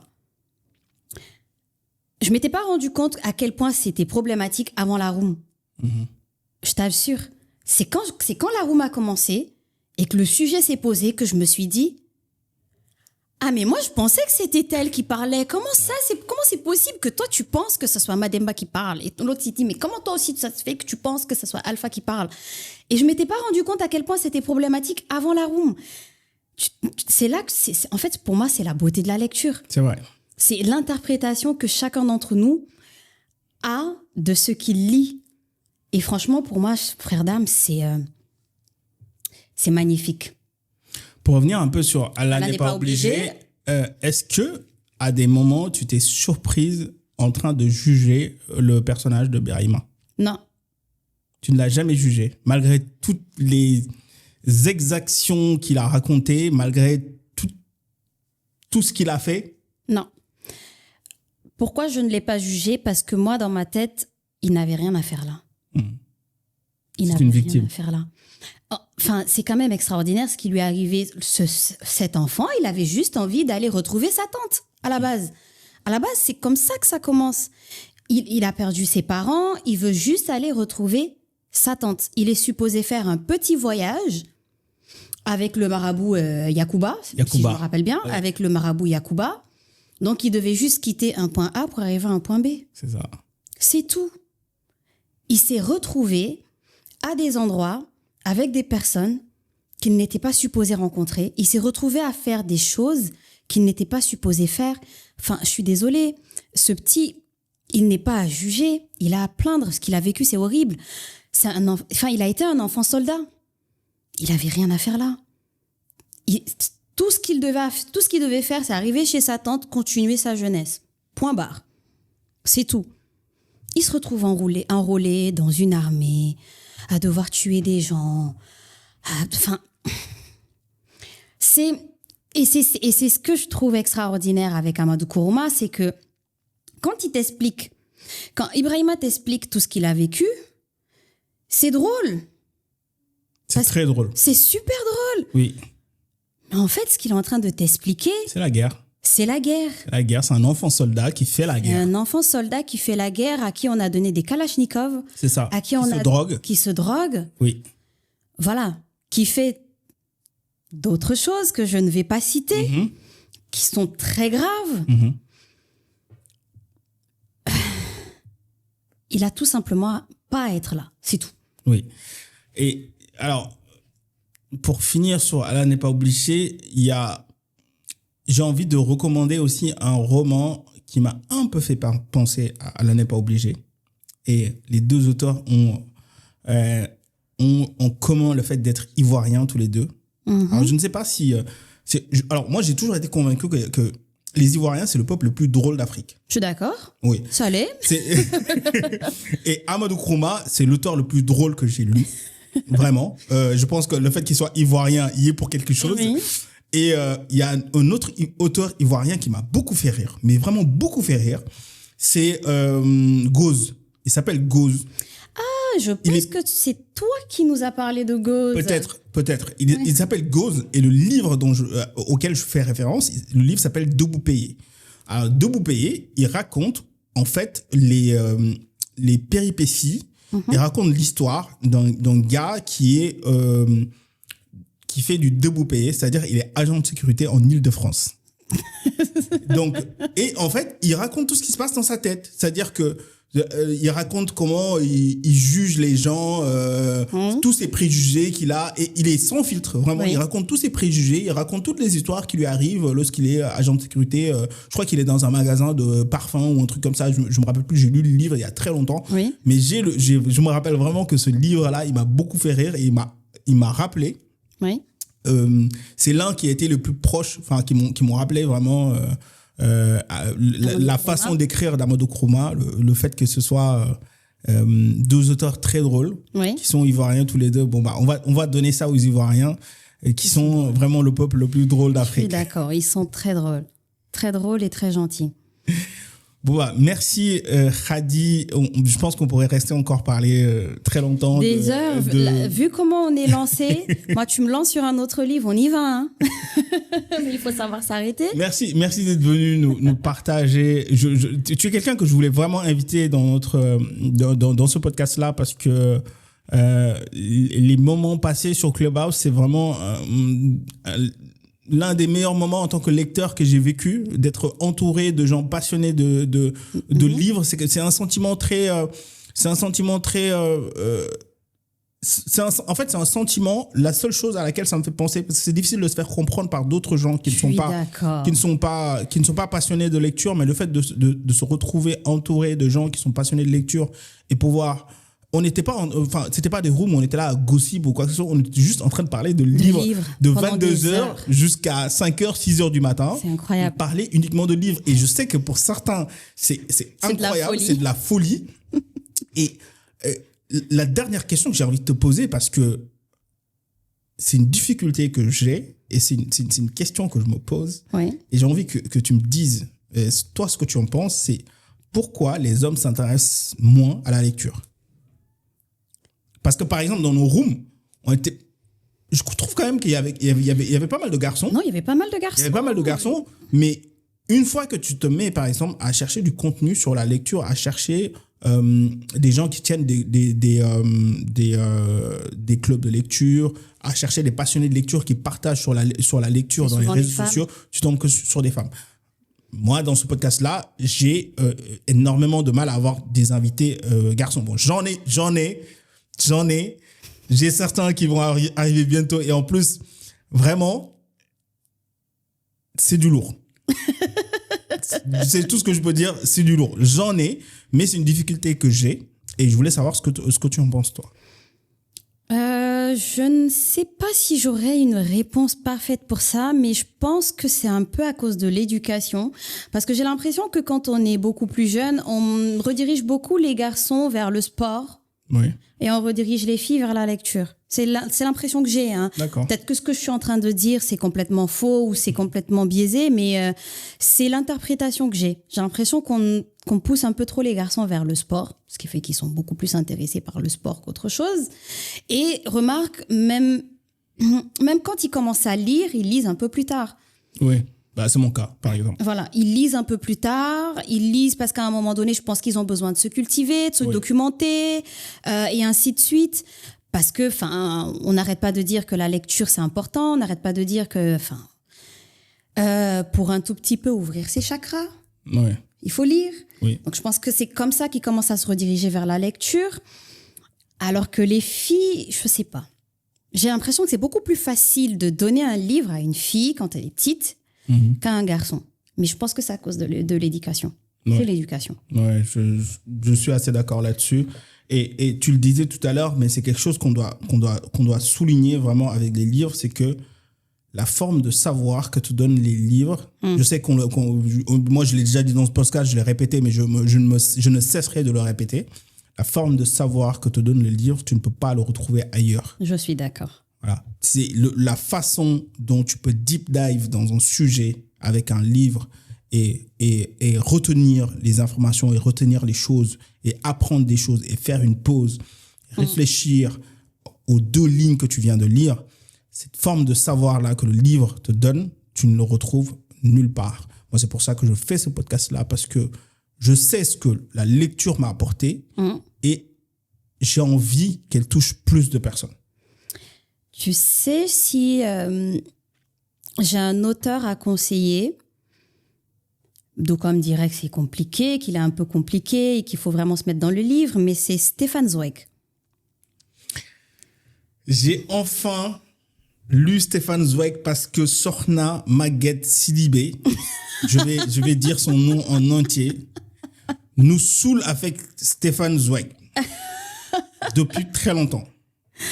Alors, mais je te laisse continuer. Elle a raison. Moi, Stefan Zweig,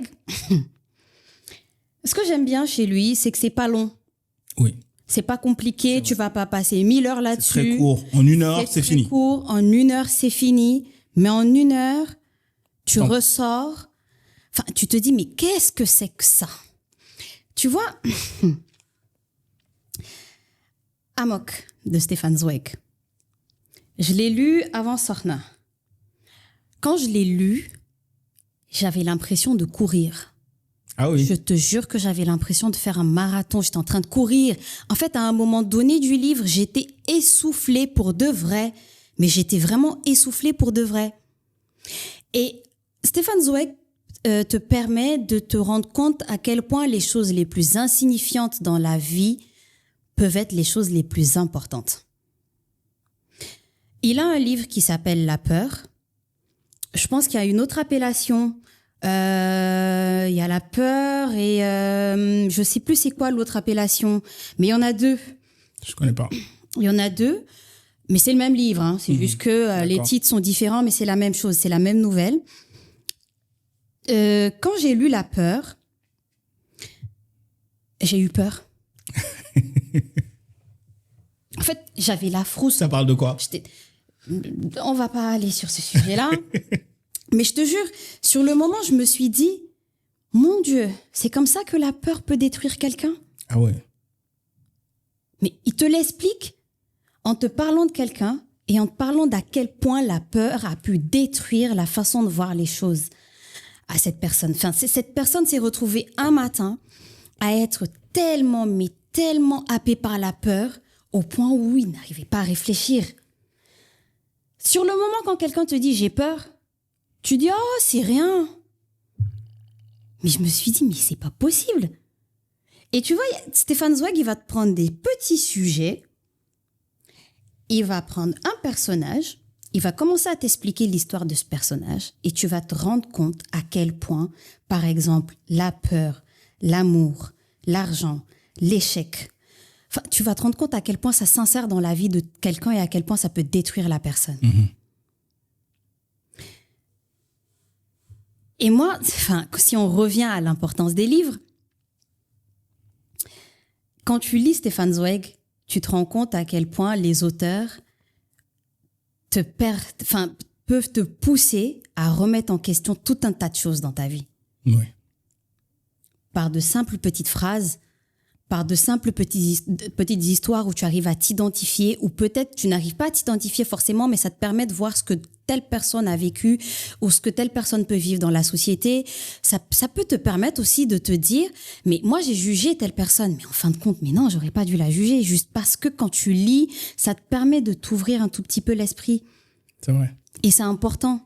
C'est pour ça que moi je dis, même quand on ne lit pas des grands livres, parce que moi, pour moi, tu sais, la lecture, un grand lecteur n'est pas forcément quelqu'un qui ne lit que des classiques. Hein. Oui. Et d'ailleurs, pour moi, les classiques, c'est surcoté.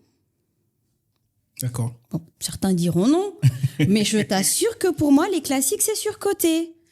Parce que pour moi, quand je suis devant quelqu'un qui me dit « Non, mais si tu lis pas les classiques, c'est que t'es pas un bon lecteur, nanani, nanana », je suis d'accord. Il faut lire les classiques. Pourquoi ? Pour se donner une culture. Oui. C'est très important.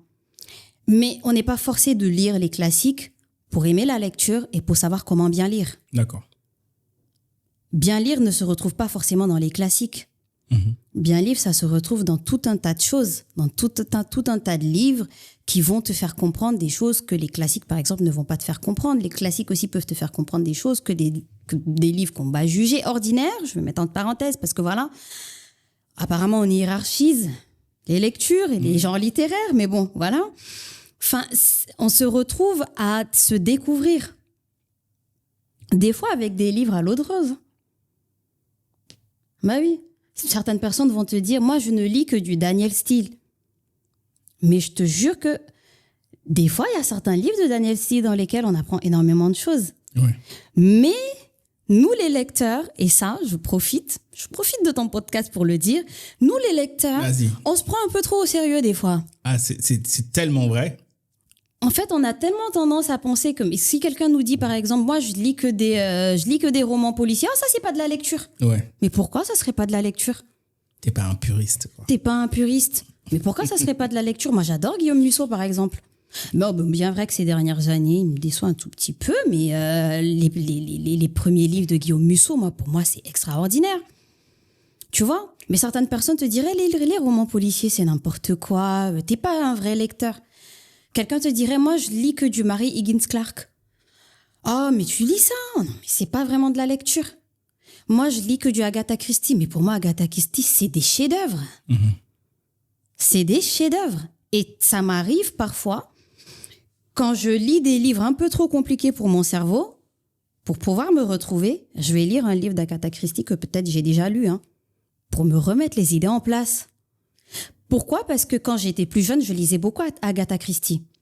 Quand j'étais au collège et au lycée, je lisais beaucoup Agatha Christie. Ce qui fait que j'ai besoin de retourner en arrière Ouais. Pour me remettre les idées en place, comme j'ai dit tout à l'heure, pour pouvoir appréhender mes prochaines lectures. Donc, tu vois, et nous, les lecteurs, parfois, on a un peu trop le jugement facile. C'est vrai. Moi, la première, j'ai le jugement facile sur un genre littéraire en particulier, je l'assume. Que tu ne diras pas. Que je ne dirai pas, mais j'ai le jugement très facile. Mais pourtant, je sais qu'il y a certaines personnes qui arrivent vraiment à se retrouver, je sais qu'il y a certaines personnes qui arrivent à se construire avec ce genre littéraire. Oui. Je le sais.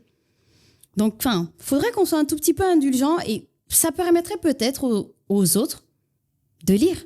Ouais. Si on arrêtait un tout petit peu de dire à certaines personnes, non mais tu lis ça, c'est pas vraiment de la lecture, on les décourage, on les casse. Mais peut-être qu'ils ont besoin de commencer par lire ça d'abord, pour lire autre chose et ensuite pour lire tout un tas de genres littéraires. Enfin, c'est varié. Mm-hmm. Tu vois ? Faudrait peut-être qu'on soit plus gentil. Ouais. Non, mais je suis très d'accord avec toi. Et la seule chose que je voulais rajouter par rapport à ça, c'est que moi, je pense que rien que pour une chose, la lecture vaut la peine, c'est que des fois, tu as besoin d'une phrase pour changer ta vie. C'est vrai. Peut-être que, en fait, toute ta vie de lecture, il y a une phrase, un jour, sur laquelle tu vas tomber dans un livre et tu vas comprendre quelque chose qui va changer ta vie. Il y a des moments comme ça, il y a des livres comme ça. En fait, des fois, tu vas chercher pendant longtemps ce que tu as besoin d'entendre. Parce que moi, je trouve que l'apport d'un auteur, ce qu'apportent vraiment les auteurs à la société, c'est qu'ils arrivent à articuler quelque chose qu'on pense, mais qu'on n'arrive pas à dire, ou alors qu'on n'arrive pas à poser sur écrit. Enfin, qu'on n'arrive pas à poser sur une page et qu'on n'arrive pas à articuler. Oui. Et souvent, ça m'est arrivé dans un livre de tomber sur une phrase, de me dire, mais en fait, c'est exactement ça que je pense, mais je n'arrivais pas à le dire. C'est vrai. C'est vrai. Merci Khady. Mais je t'en prie. On pourrait continuer encore très longtemps. On a 2 traditions à la fin de ce podcast. La première tradition, c'est que je demande toujours à mon invité, est-ce que tu penses qu'il y a une personne que je devrais absolument inviter dans ce podcast ? Oui. Qui ? Habibou Diouf. Comme ça, là, ça te fera déjà un homme. Et je pense que ce sera peut-être l'un des meilleurs invités que tu vas avoir. Je confirme. Ouais. Je n'en dirai pas plus. Il est plus pointilleux que nous. Je n'en dirai pas plus. Et ça, c'est bien. Je pense que l'épisode avec Habib sera un épisode très long, très riche. Et j'ai hâte. Je vais m'arrêter là. Alors, on a une deuxième tradition. C'est quoi la deuxième tradition ? C'est que j'offre toujours un livre à mes invités. Et c'est un livre que je n'ai pas choisi. D'accord. C'est un livre qu'un autre invité a choisi. D'accord. Au hasard. D'accord. Pour toi. Et alors, du coup, c'est vraiment le hasard qui décide. Mm-hmm. Et le hasard a voulu que ce livre-là soit entre tes mains. Ce livre, c'est All About Love de Bell Hooks. Je crois qu'en français, ça s'appelle À propos d'amour. Oui. De Bell Hooks.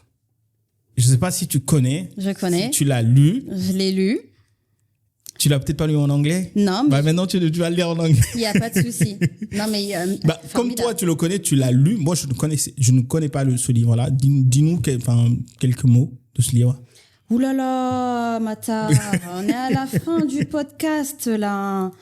Ouh là là. Quel souvenir tu as de ce livre-là ? Non, je ne vais pas parler particulièrement du souvenir que j'ai eu de ce livre, mais je vais parler de Bell Hooks. D'accord. Pour moi, il faut la lire, absolument. D'accord. Il faut la lire pour se construire une identité en tant que noir. D'accord. Pour avoir un aperçu sur ce que c'est le féminisme. D'accord. Pour avoir un aperçu sur ce que c'est les discriminations. Mm-hmm. Et c'est aussi pour avoir un aperçu sur ce que c'est l'amour de soi. D'accord. C'est tout. Bon, super. Lisez Bell Hooks alors. Merci Khady d'être venue. Bah écoute, je t'en prie, je suis contente d'être venue parce que je pense que je t'ai posé un lapin il y a 4 ans. Quand tu avais... Je vais t'interviewer. Oui, ta chaîne YouTube. Tu sais que j'avais oublié. C'est super que tu as oublié. C'est toi qui me le rappelles. Mais j'avais oublié. On devait parler de Reste avec moi de... oui. Adebayo. C'est un livre que j'ai lu grâce à toi. Ouais. C'est toi qui m'as fait connaître ce livre-là et c'est un livre incroyable. Voilà. Encore un livre qui est vraiment... Pareil, c'est un livre que j'ai offert à beaucoup de personnes. Il est super bien. Il est vraiment très, très bien. Et surtout, si on aime... moi, c'est vrai que ça m'a un peu rappelé Chimamanda. Donc, si on aime les livres de Chimamanda, je pense que, voilà, il y a de fortes chances qu'on aime Reste avec moi de Ayobami Adebayo. Oui. Moi, il me rappelle l'Hibiscus pourpre, ce livre. T'as pas totalement tort, tu vois. Je vais y réfléchir ce soir. Ouais, il me rappelle l'Hibiscus pourpre et j'ai adoré ce livre. Donc, je suis contente cette fois-ci. Je me suis dit, la dernière fois, quand on a discuté, je me suis dit, cette fois-ci, là, Khady, fais un petit effort. 4 ans après, on a réussi. Fais un petit effort, tu vas honorer ce rendez-vous et puis ça va bien se passer. Donc, c'est vraiment, ça s'est bien passé. Oui, je suis plutôt surprise, mais je suis très contente. En tout cas, merci. Merci de m'avoir écouté. Merci, Khady. Et puis, à très bientôt. À bientôt. Merci d'être resté jusqu'au bout de cet épisode. Si cet épisode t'a plu, prends 2 secondes pour t'abonner à ce podcast. Plus on est nombreux, plus je peux te proposer un contenu de qualité. Pense aussi à laisser une note ou un commentaire, ça fait vraiment la différence. Et on se retrouve dans 15 jours pour un nouvel épisode. Si tu as aimé cet épisode, je te propose celui-ci ou alors celui-là.